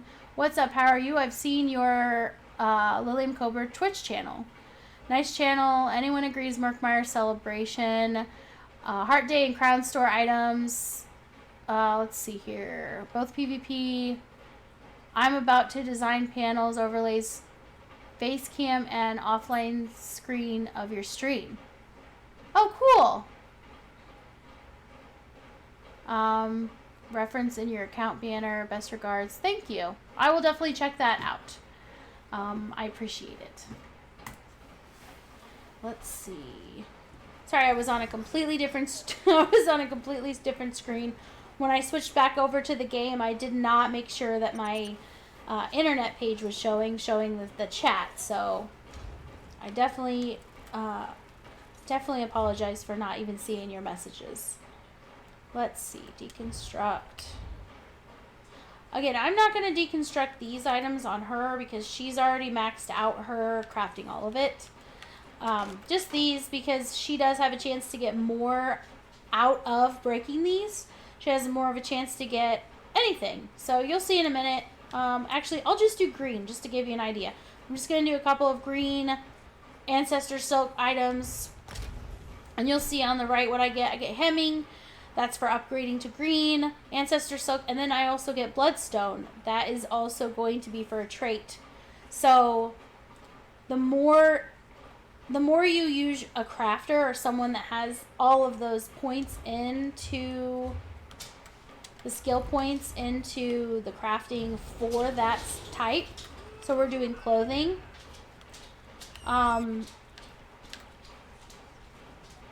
I don't know why I have these points into this, because she is already done researching. So I may have to... I didn't think I put those in. See, I don't have them in metallurgy. I don't know why they're in stitching.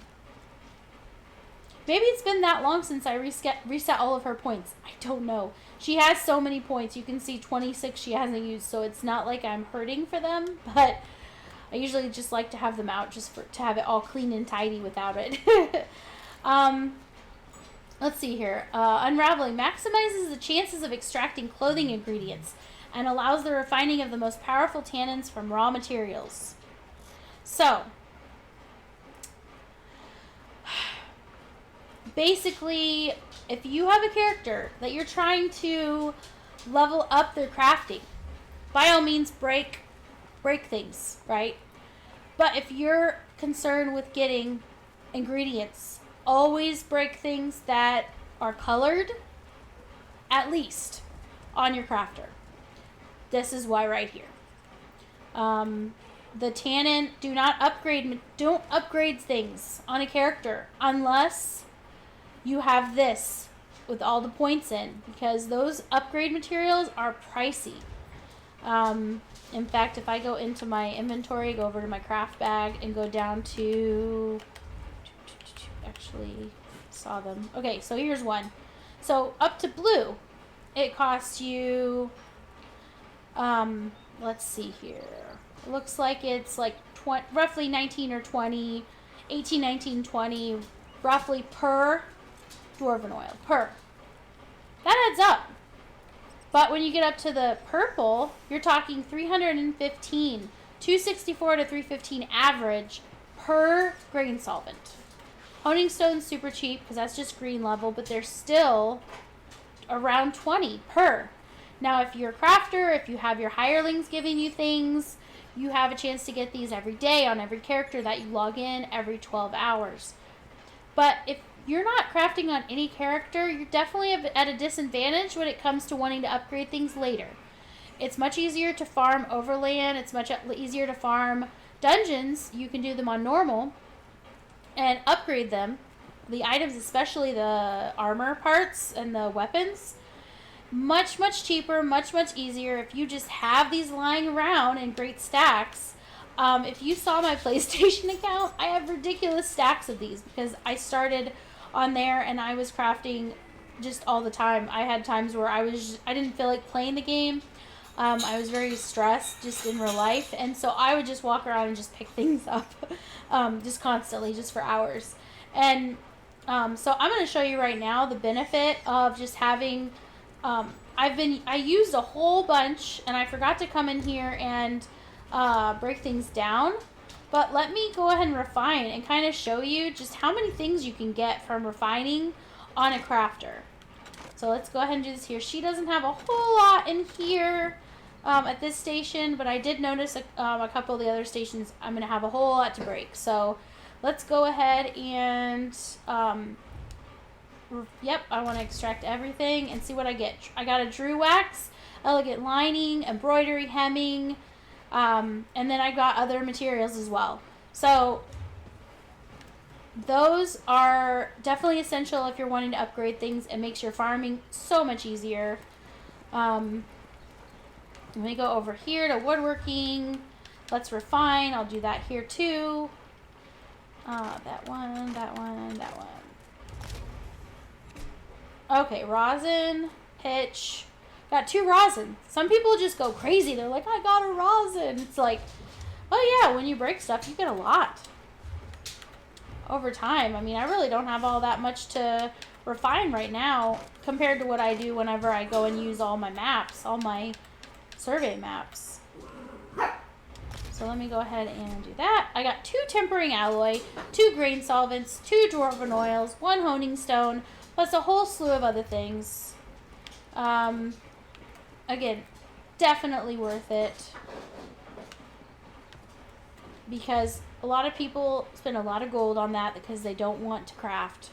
But really, if you just take that initial time to get the crafting leveled, and there's just a few sections where you want to put points in, just depending on what you're wanting to do. If you have a character that you want to, oh, you don't want to craft everything, you don't need motifs, but you want to be able to upgrade your own things, because you can have someone else upgrade your items, but if you have bound them already or they are bound to you, you cannot let them do it. If you're not normally allowed to give them that item, you cannot give it to them to upgrade for you. If you need something transmuted, you've got to be able to do it yourself if it is a bound item. You've got to be able to do it yourself if it's an overland item, because once you've transmuted it, it is now yours or the person who did the transmuting. So you really have to be careful with that. Don't get a really cool item and say, oh, but it's not the right trait. I can't do that. Let me have my crafter friend do it. Because now it's their item. If it was tradable and you let them do that, now it's theirs. Please don't make that mistake, because it would make you upset. I really don't want you to be upset in this. It shouldn't be stressful. It's supposed to be a game. It's supposed to be fun. And you see there, I got pulverized cobalt. Everything's pulverized and dust. If it's dust and pulverized with jewelry, that means now you need 10 of them to make one. That is why jewelry is so expensive that it's upgraded, and that is why it is still incredibly in your favor to get those items from like the dungeons and whatnot that are already a higher level, already purple, already, or if they're gold, or go to the gold vendor on the weekends in CYRODIIL and do that. But let's see, let me do some more breaking, a little more breaking, get rid of some more things. Let's see here, Shadow Dancer's raiment set, Elfbane. Again, Elfbane's supposed to, from what I hear, it's going to be really nice in the new update that's coming. Once there's more specific details on the confirmation of that, exactly what's going to be in the PTS, I've heard it is 5 seconds instead of 2 seconds added to your flame damage abilities. Great for a Magicka DK.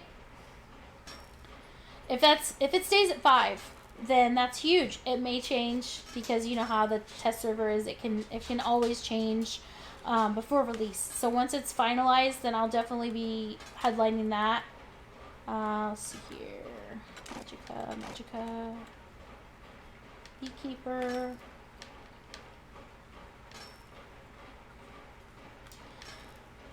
Ooh, nice. 8,000. Green Pact is a good set, but Well-Fitted is not so great of a trait for that, so I'm gonna move on. See, Gauntlets of Elfbane. It's pretty pricey. Let's see here. With this one, I'm gonna go ahead and break that one.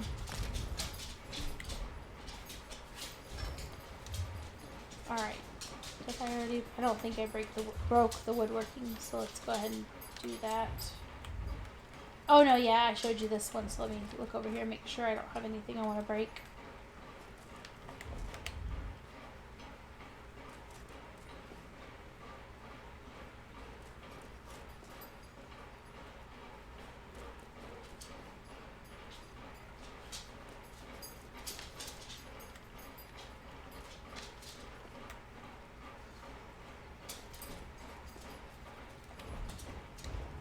Alright.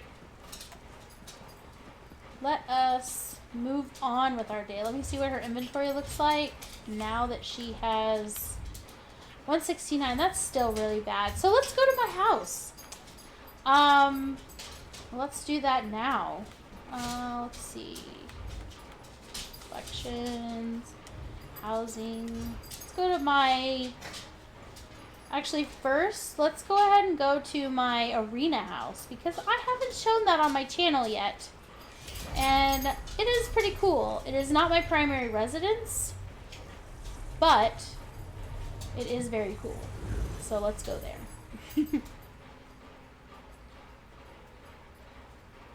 It is definitely a PvP area.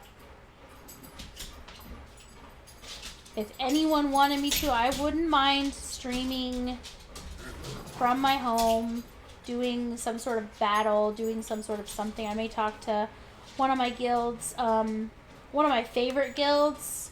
They are called the Lusty Maids, and they are very cool. Yeah, they've been really supportive and nice, and there are some really heavy hitters in there. And then there are some really big on fashion scrolls people there, which I super love. But yeah, I've got this chest here. Let me go ahead and lay down my other chest. I haven't been in this house a while, so I don't really need to lay that down.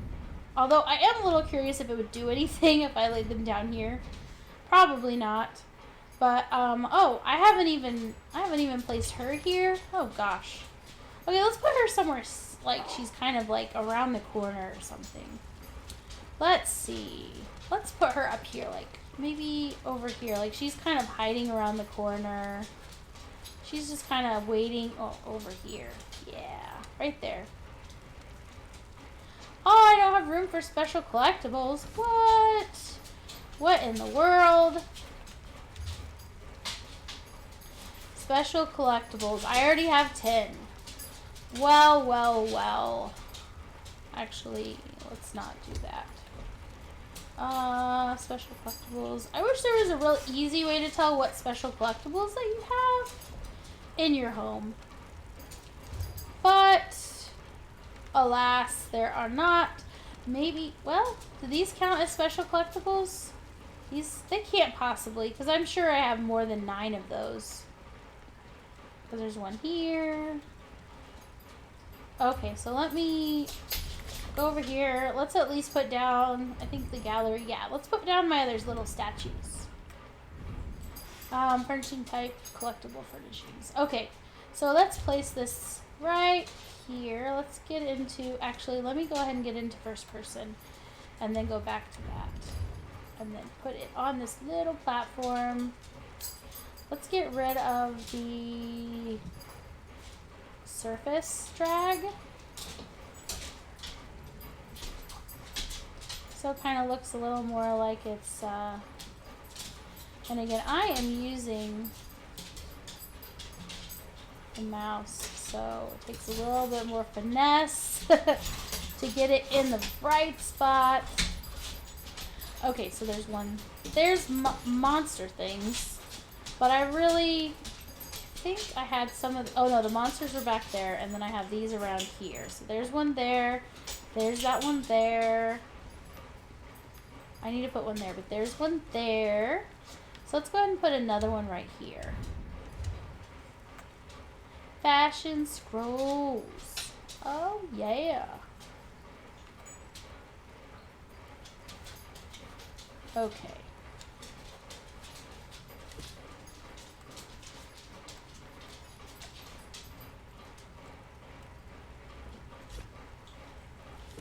Perfect. Alright, so that one. Okay, so this one.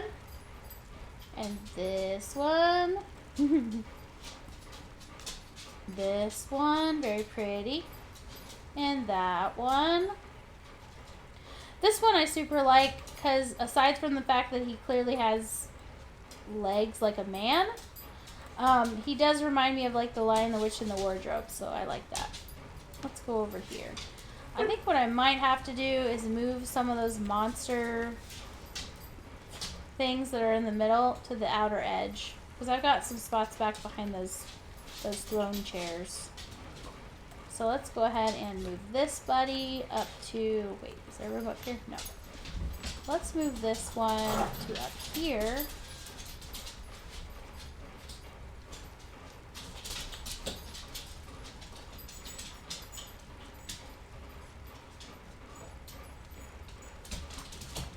Okay, that one looks good.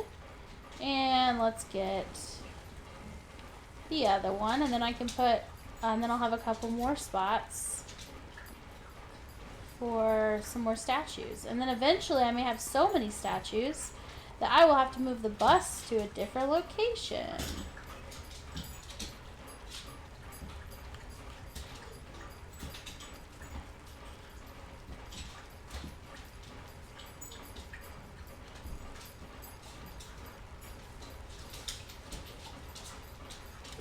Boom. That's good enough. Okay, so let's see here. Let's go and get, I got 4 more, so I need to put this one down. Let's go ahead and put surface drag on it to get it, make sure it gets right up here. then turn it off so that I can kind of sink it in.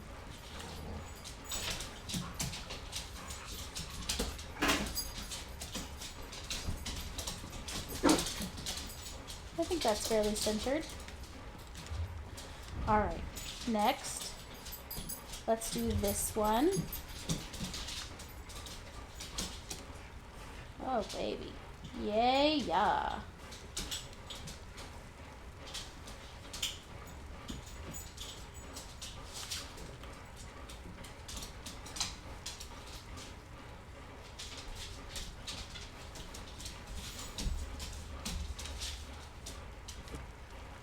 There we go. Okay, so now let's go over here. And I'm going to get rid of 2 more of these. And then I will only need 2 more statues. So the one that's coming next, the Sotha one that I headlined earlier in the stream. And then over here, I will get the one after that. I'm sure there'll be another one. There's always more. When they first started bringing these out, I was so excited. I just love little details. It's so nice.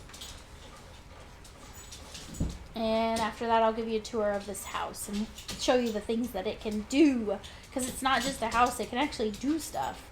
Which makes it super fun for PvP type stuff, like an event or something.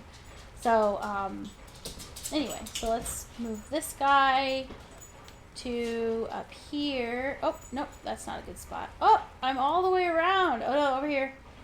Here we go. Got more pedestals. That's all I needed was more pedestals. And I got them. Okay, there's one.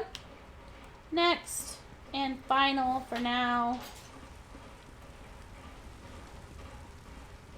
This one.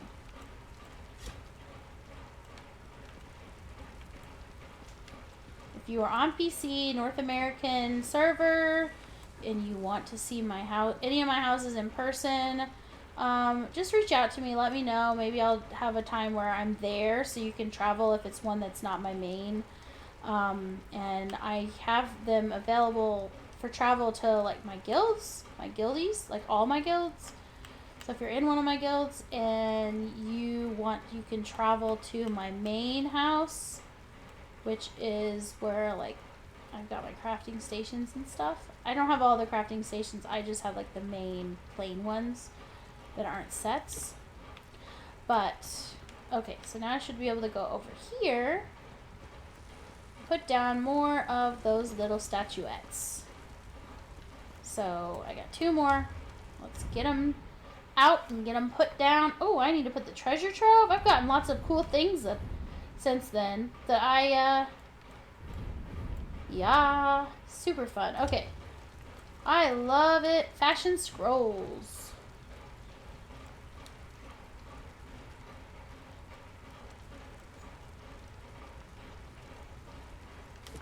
I think that's gonna need to be moved back.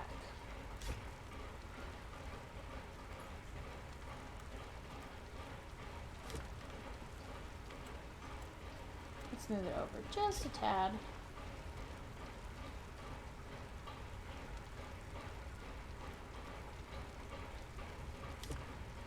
Cool. Okay, next and final of these. This one's neat. I have the big form of this at my main house, which I didn't really get to show all of the other day. So what I might do is just continue and go to my other house. I only have like the one other that has stuff in it here, at least on here. Eventually I'll probably go on to PlayStation and show you guys those two. But I haven't streamed on PlayStation in a long time. If you see, I have older videos on my YouTube account. Those are fun to watch because they're a little bit cringy because when you see me fighting and stuff, oh my. And I didn't even use a headset yet when I made the older ones. I didn't even use a headset yet. So that's interesting to just like watch me play and totally just use the wrong abilities. And when I say wrong, there's no wrong way to play. But at the same time, what I was doing and how I was playing was definitely obvious that I was a new player. Just because I would never, ever, ever do that now because it's just what I know. So yeah, here's this. Okay, so this is the main central arena. It is... There's the lighting that I put in the center. I'm so glad it's dark here right now so you can really see. But it's like, it's got these, they're like Cold Harbor type, dark, Daedric looking chandeliers. So I kind of have them staggered. I tried my best to make them look like they're floating a little bit, kind of like Harry Potter with the candles. Over here is the control panel and thrones. These are for like guests, special guests, judges, if you will, if there are. I did have one, someone, I can't remember who it was that streamed and came here. But anyway, they came here and they fought in the PvP, you know, it was just for fun. But basically what we did is, for some of the fights, we activated at a certain point the different switches. So the first switch, the lightning trap switch, this is what it does. Down below you will see it basically does that, and then if I remember right, yeah, it changes. Yep. There it is. Super fun. And you can leave that on and it will just keep going as long as that switch is on, or you can turn it off, and I will do so now, and then it stops. It's a little bit delayed, but yeah, it'll stop. So the next is the blade trap switch. Now this is mean, very, very mean, because it does a lot of bleed damage. So you will go through these, and let me tell you, if you've experienced these in BGs, you know that the bleed damage is not fun. So you'll run through the middle, it'll hit you, and you're running away. It's not hitting you anymore. Guess what? It's doing bleed damage, and you're like, why is my health dropping so much? It hurts. So this is pretty much all it does. It doesn't do any fancy footwork like the lightning one, but I'll go ahead and turn that one off for now. And then the lava trap switch basically does that. So you don't know. You don't know. I mean, you see where it's going because I have my, if you're not sure why mine are showing up hot pink like that, it's going to be in your options, and I believe that is in your gameplay. No. Combat. Yes. So, colors. Friendly color. I have mine set to teal because I love teal. So, that way when I see teal, I'm like, ooh, friendly. Even if you're not sure, even if it looks bad, you know, even if it's like, oh wait, it looks like it's going to be menacing or bad. Oh wait, no, that's on my side. That's on my team. Someone I'm with or someone who cannot hurt me is doing that, so I'm okay. Or it could be that it is friendly, like it's going to heal me or it's going to give me resources. So if you see the color that you have there, then you know. And the brightness is going to basically make it like it is for me there. See how that's solid? I have my enemy brightness all the way up, and I put this color in because, not because I hate the color pink, but because it's bright, it's menacing, it's obvious. And if there's fire damage, if there's lightning damage, it's going to show up through all of those other typical base colors. So that's why I kind of picked those two colors, but you can pick whatever you want to put for that. So that's under gameplay, under options. And then what you can do is, what we had done before is we basically had a event where people came, they signed up if they wanted to in different categories to do PvP, to do a 1v1. And then we also at the end had basically like tanks. If a tank wanted to do a 1v1 or a healer, we'd put them against each other, and then we would add these traps in.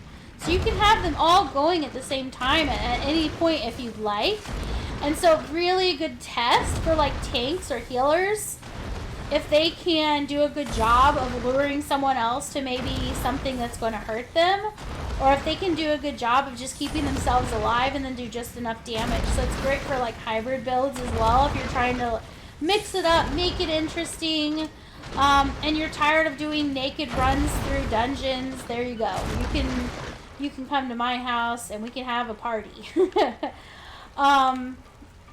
More at this house, there's Actually, I do want to real quick. Let's go in here.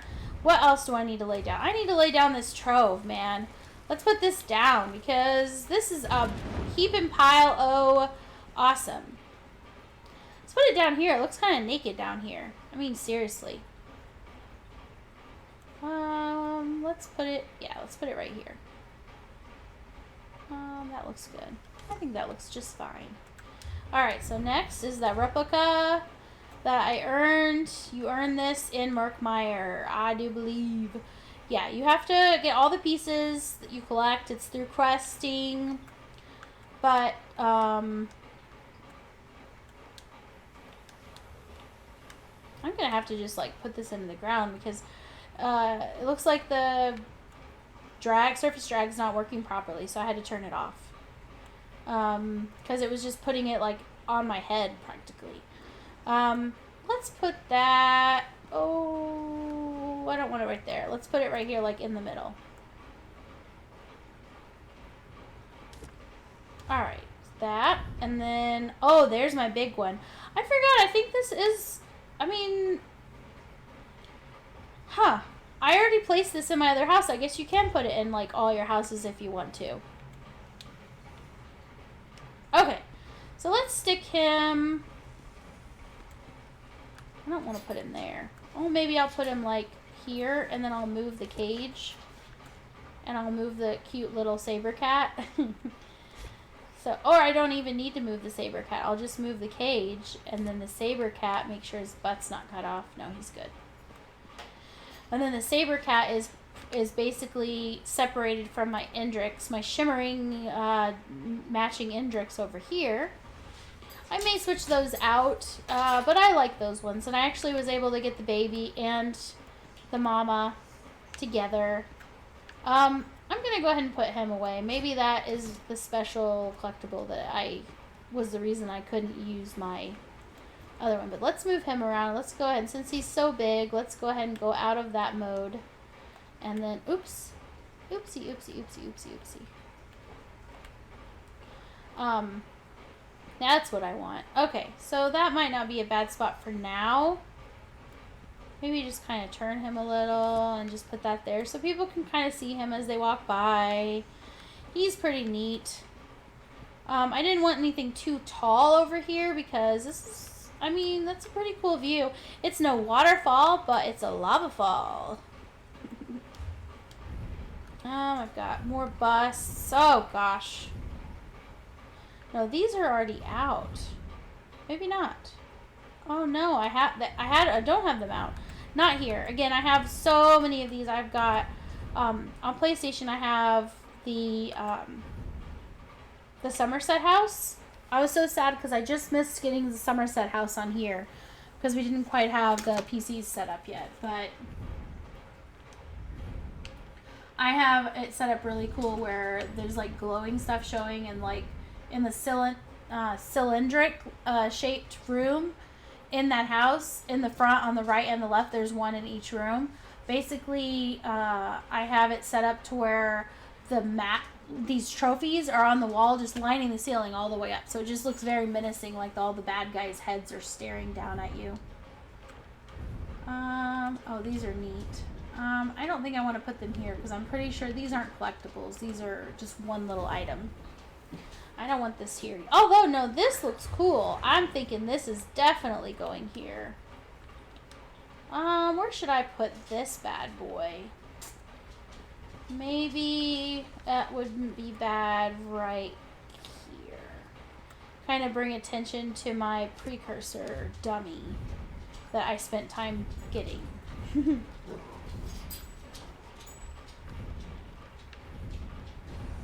I do like my my nowhere seed, and I also have the matching little pony. This is my favorite Nixad, and my favorite pet. He's super cute. Listen to him. He's so cute. I'm gonna wait until he says the thing I like. Oh man, he's so cute. Like, at first I thought he was super creepy, but then the more I heard him talking while I was playing and he was flying next to me, I couldn't resist. He's just so cute. Here he cleans himself. And then...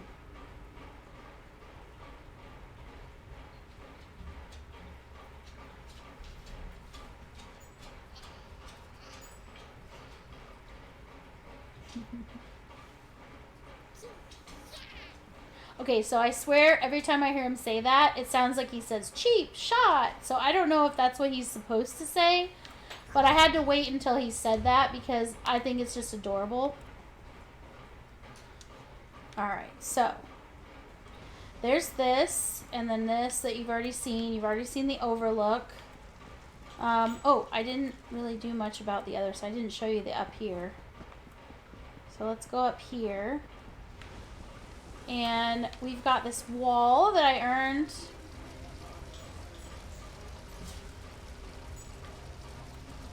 So it's a replica wall. You do earn that in game as well. Same deal. You collect all the little, each little plate that's missing. You have to collect it.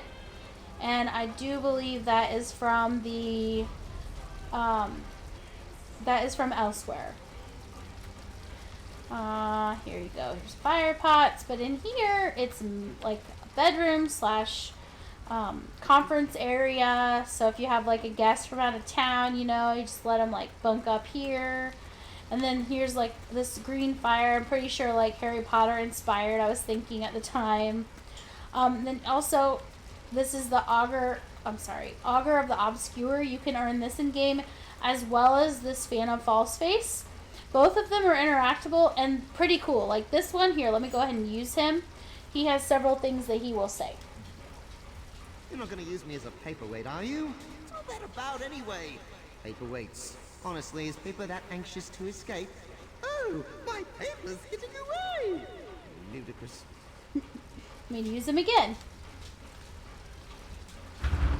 Oh, that was the fan.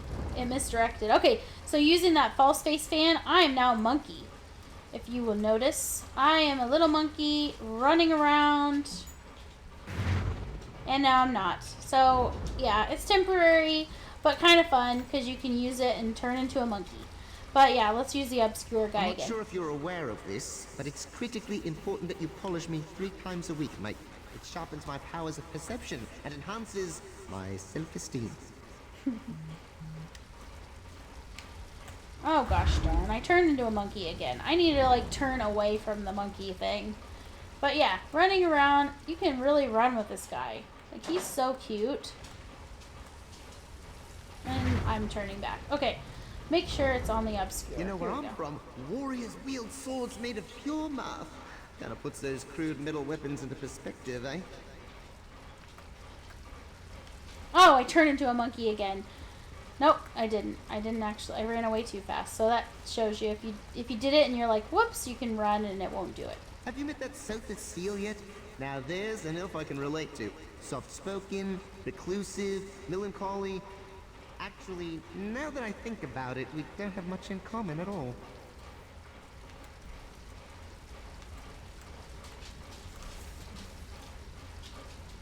Be honest. Do you ever wish we hadn't broken the Staffa Towers?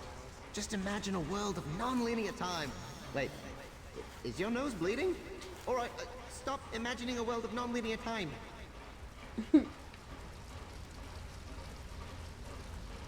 Hey, I wrote you a song. You're gonna love it, mate. It's a brisk 16 hours long, very up-tempo, and there's only a, I don't know, 12% chance it'll cause a stroke.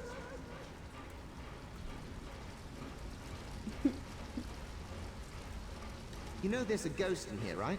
Its name is Vincent, and it adores cherry pie. Maybe you should go fetch a pie. Or, you know, an exorcist. Not sure where you fall on the whole restless dead issue.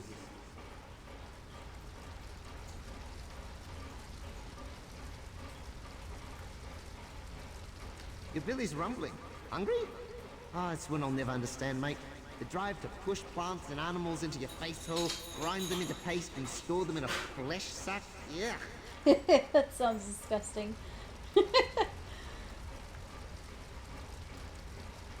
Huh? Oh, sorry. I was busy planning my next holiday. Picture this, mate. The moons. Exciting, eh? I'd invite you along if you could survive up there. Side note, you cannot survive up there. Just FYI, you cannot. This place is so, I don't know, domestic. Where do you keep your trolls? You do have some trolls here, right? I was specifically told there would be trolls.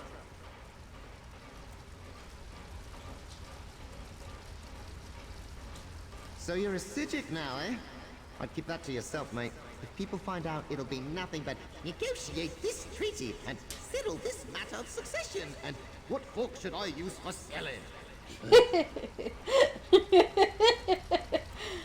Oh, Thanks man. for putting me up here, mate. You won't regret it. I don't eat anything, never make a miss, and I'm an excellent conversation piece. That's true. He just keeps talking and talking. Like, I just was like, how many things does he say? I don't know. I didn't really look it up. I just kind of decided, well, I'm here at him. Let's talk to do him. you want to learn how to say hello in my native language? All right, mate. All you need is a conch shell, sex friends, a harp with 40 strings, and a newborn calf. Oh, wait.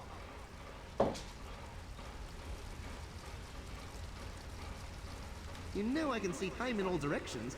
I see you as you are now, as you were before you were born, and as you'll be after you're dead all at once. You're an adorable baby, mate. Less charming as a corpse. Ew, that's a little dark. So how about another adventure, mate? We could go, I don't know, to the market. Buy some eggs. Honestly, I'm game for anything. Really. I mean, it's probably pretty frustrating that he's just like a skull, so he can't go anywhere on his own.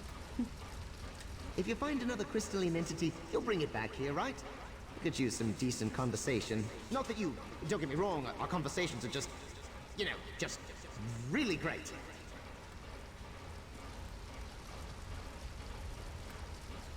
You don't have any beavers wandering around in here, do you? You know how I feel about beavers.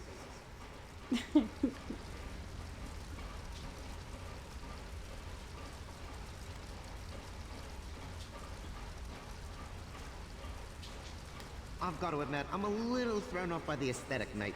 No unpaintings, less than 1,000 angles, hardly any transliminal spheroids. I don't know. I'd give it a soft adequate. I'm just in awe at how many things it says. You know the worst thing about near omniscience? Every time somebody laughingly says, "Have you heard this one?" you have to say, "Yes," or in my case, you have to glow and scream until they run away. Let's see. Do you smell something? Something smells yellow.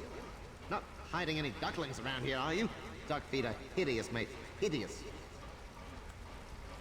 That is entirely random. Come on.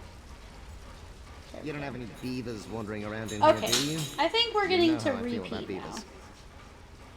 Alright, so, and then this is a Dramathra target dummy. Has 6 million health. Let's go upstairs real quick. And... oh yeah, I had set up like a little conference table and then just put a couple of like, you know, braziers over here for visibility on the ledge. Random candles on the floor. Probably not very safe, but you know. Oh yeah, forgot about this. This ugly statue that I got. I do believe that was a crate drop, but I'm not for sure. So anyway, this is my merchant and my banker. And then down here I have a well and a little fabricant steed, which actually I think I'm going to put him away. And then I have this plant. Okay, good example of the types of plants that are in Murkmire, for example, that actually can damage you. So when I go up to it, you're going to see that it is going to try and kick my butt. Oh, my character does not like that. So yeah, you got to watch out when you walk by one of these. Yeah, they'll definitely hurt you. Then I have this little loon, which I thought was really cute with his little blue bill. And I got a spring chicken, which I thought was really pretty. You can't see the colors very well on it, but it is blue and red, just really vibrant. And then here is the other side of my arena, and I kind of wanted to show you. First of all, you can see here when the electricity shows up, that's where it starts, is at these things. But right here, you can go into it.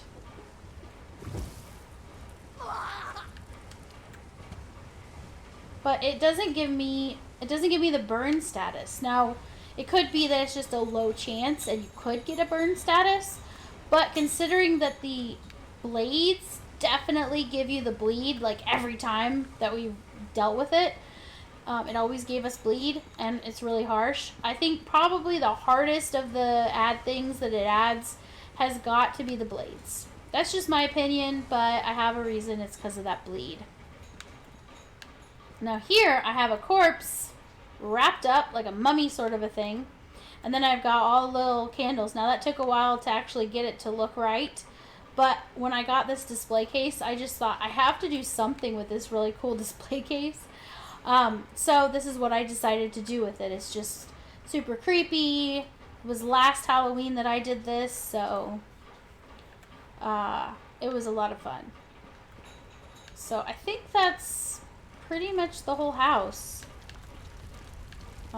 Yeah, that's pretty much the whole house, but I should be able to put down my my pariah now. And you earn her from finishing the Thieves Guild. So she takes 33%. She takes 33% of your profits if you sell to her. And she cannot launder things. But if you sell to her things that are worth 1 gold, she doesn't take any of it, because a third of one is like 1/3 of one. They don't have that kind of currency in the game, so it doesn't. You get all the profit when it's real cheap. So she's great when you're trying to keep your inventory low and you're farming stolen things. You can pop her out and actually just sell the real cheap stuff, and then save the stuff that's actually worth a decent amount, and take it to an area that you haven't yet sold the amount for the achievements for selling in certain areas. And just go to one that you haven't done the allotted amount yet, and then you can keep up trying to constantly over time slowly get up all your little achievements that most people don't realize are there until they've played the game for ridiculously long, like me. But I will be right back to the stream. I have to go let my dogs out, but it won't take long. Be right back.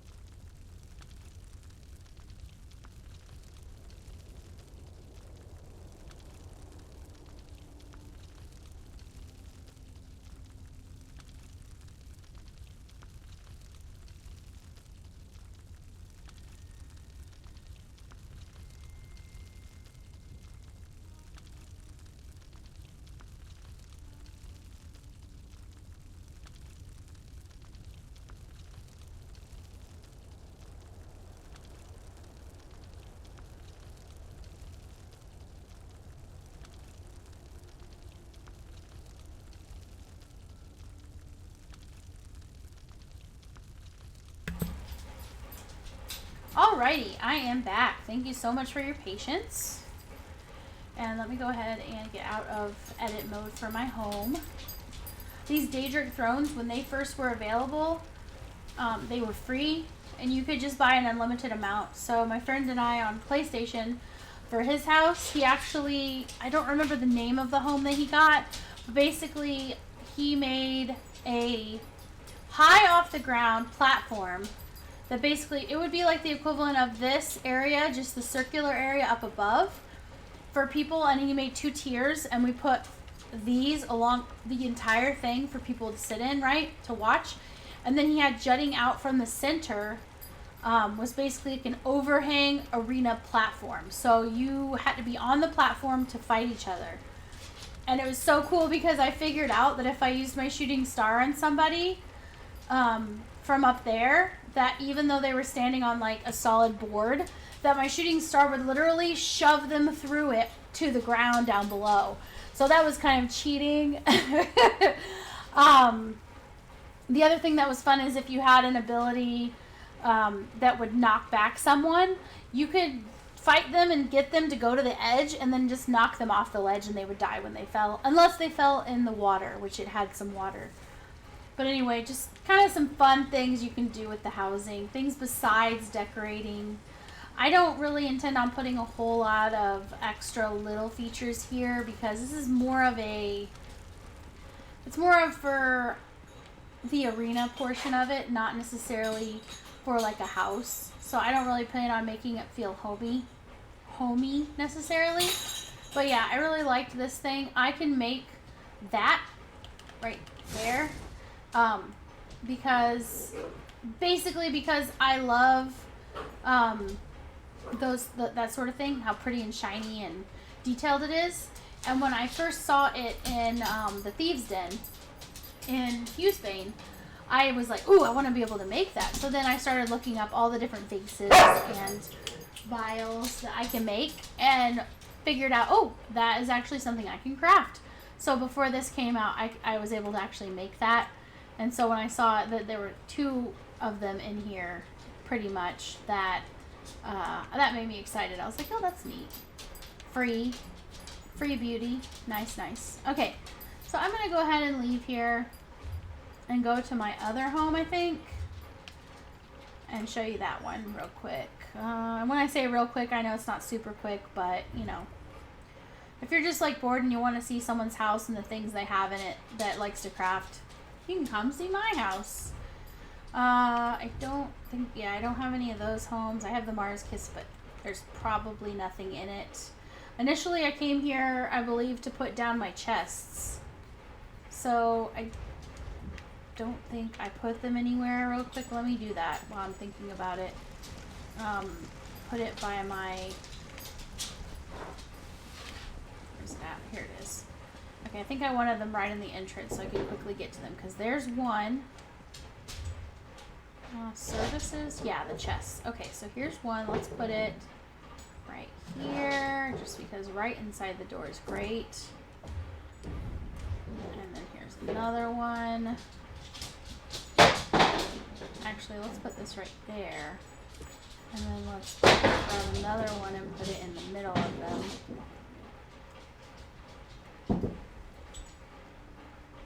My friend asked me to decorate his house, so he laid a bunch of stuff at the entrance of his house, so I'm going to have to do that soon, real soon, or else he's going to be like, you still haven't done it. Okay.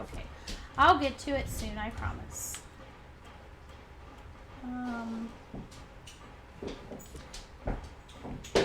All right.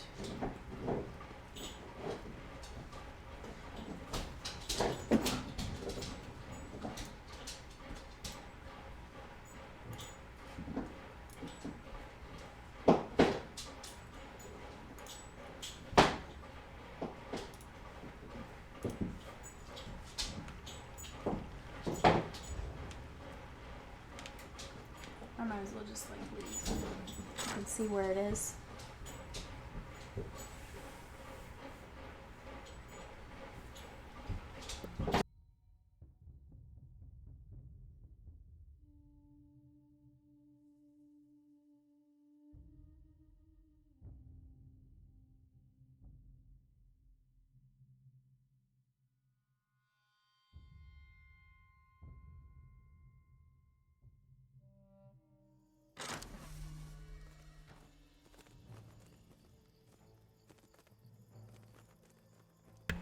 Alrighty. So basically this is where you pop out if you have this home, the arena home. So you can see how menacing it is. It looks kind of like a haunted mansion a little bit, but round shaped. And here's where you show up, down here at the bottom, right next to Bloodroot Forge. At the bottom of Craglorn. So gives you an idea where that is. And then just so you know, like up here is the Etherean Archive. And we also have Falkreath Hold. Those are trials. Well, this one's a 12-man trial, and this is a 4-man dungeon. So, just if you're ever like, where is that? Where's the location of that? And then over here, over here is also Hell Ra. And then up here we've got Dragonstar Arena, which is a 4-man, and then another 12-man is Sanctum Ophidia. So if you see people in chat saying, looking for SO group, or looking for healers, or DPS, or tank for SO or VSO, that's Veteran Sanctum Ophidia. This would be HRC. So if they say VHRC, that means Veteran HRC. And then this one is VAA or AA, depending on if it's Veteran or normal. So, yeah, some of these I haven't done on here yet because basically I've already done them on PlayStation and I just haven't got to them. But anyway, yeah, just kind of come down these really long stairs. If you own this house and you're in the area, you can just like climb the stairs and go in the door, or you can just kind of go to your collectible item or have it quick slotted or attached to a hotkey or something like that. But yeah, Craglorn is very different. Craglorn, the skulls aren't just like an individual boss or like one or two little bosses. They're these anomalies. They have phases. So like you crystal focus, you activate it, you have to destroy it. While you're trying to destroy it, it summons mid to, it's like medium it's like medium high characters to attack and fight. And basically the destruction of that crystal in the middle will summon the final boss or whatever for that particular anomaly. When you're done, if you defeat it, which I don't think I've ever really watched somebody, single person fight one of these by themselves. Doesn't mean you can't. I've just never really noticed anyone do it. But they are way more difficult than the Overland base story bosses that are, throughout Xanmeer. So Craglorn is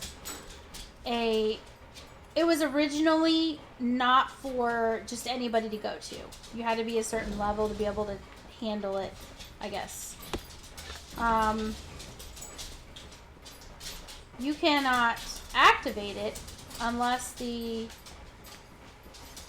crystal is hanging over the top. So now that the crystal is gone, it will not activate for a little bit. And then the crystal will show up again, and then people can actually start fighting it. But anyway, in the middle, it'll be like a beam of light coming from the middle of it. Similar to the in Brotwood, where you can activate those bowls or whatever, and you get to pick the serpent or the wolf, or the... I can't remember what the third one is. But anyway, you get to pick which animal is like your spirit animal, so to speak. And then once you've done that quest and you've chosen which one is your spirit animal, that's the buff that you'll get whenever you activate one of those. But you only get the buff for, I think, 10 minutes in that area. And it's only when you're in that area. I did try to use that buff and then go into like PvP or go somewhere else. And yeah, it doesn't stay on you. But it's a similar idea here. If you go here and you get one of these completed, a beam shoots up in the middle and it's just kind of sitting there. And you can activate it and it will give you a buff for a limited time as well. But yeah, It's very, very different design as far as the bosses go in this area comparatively to that.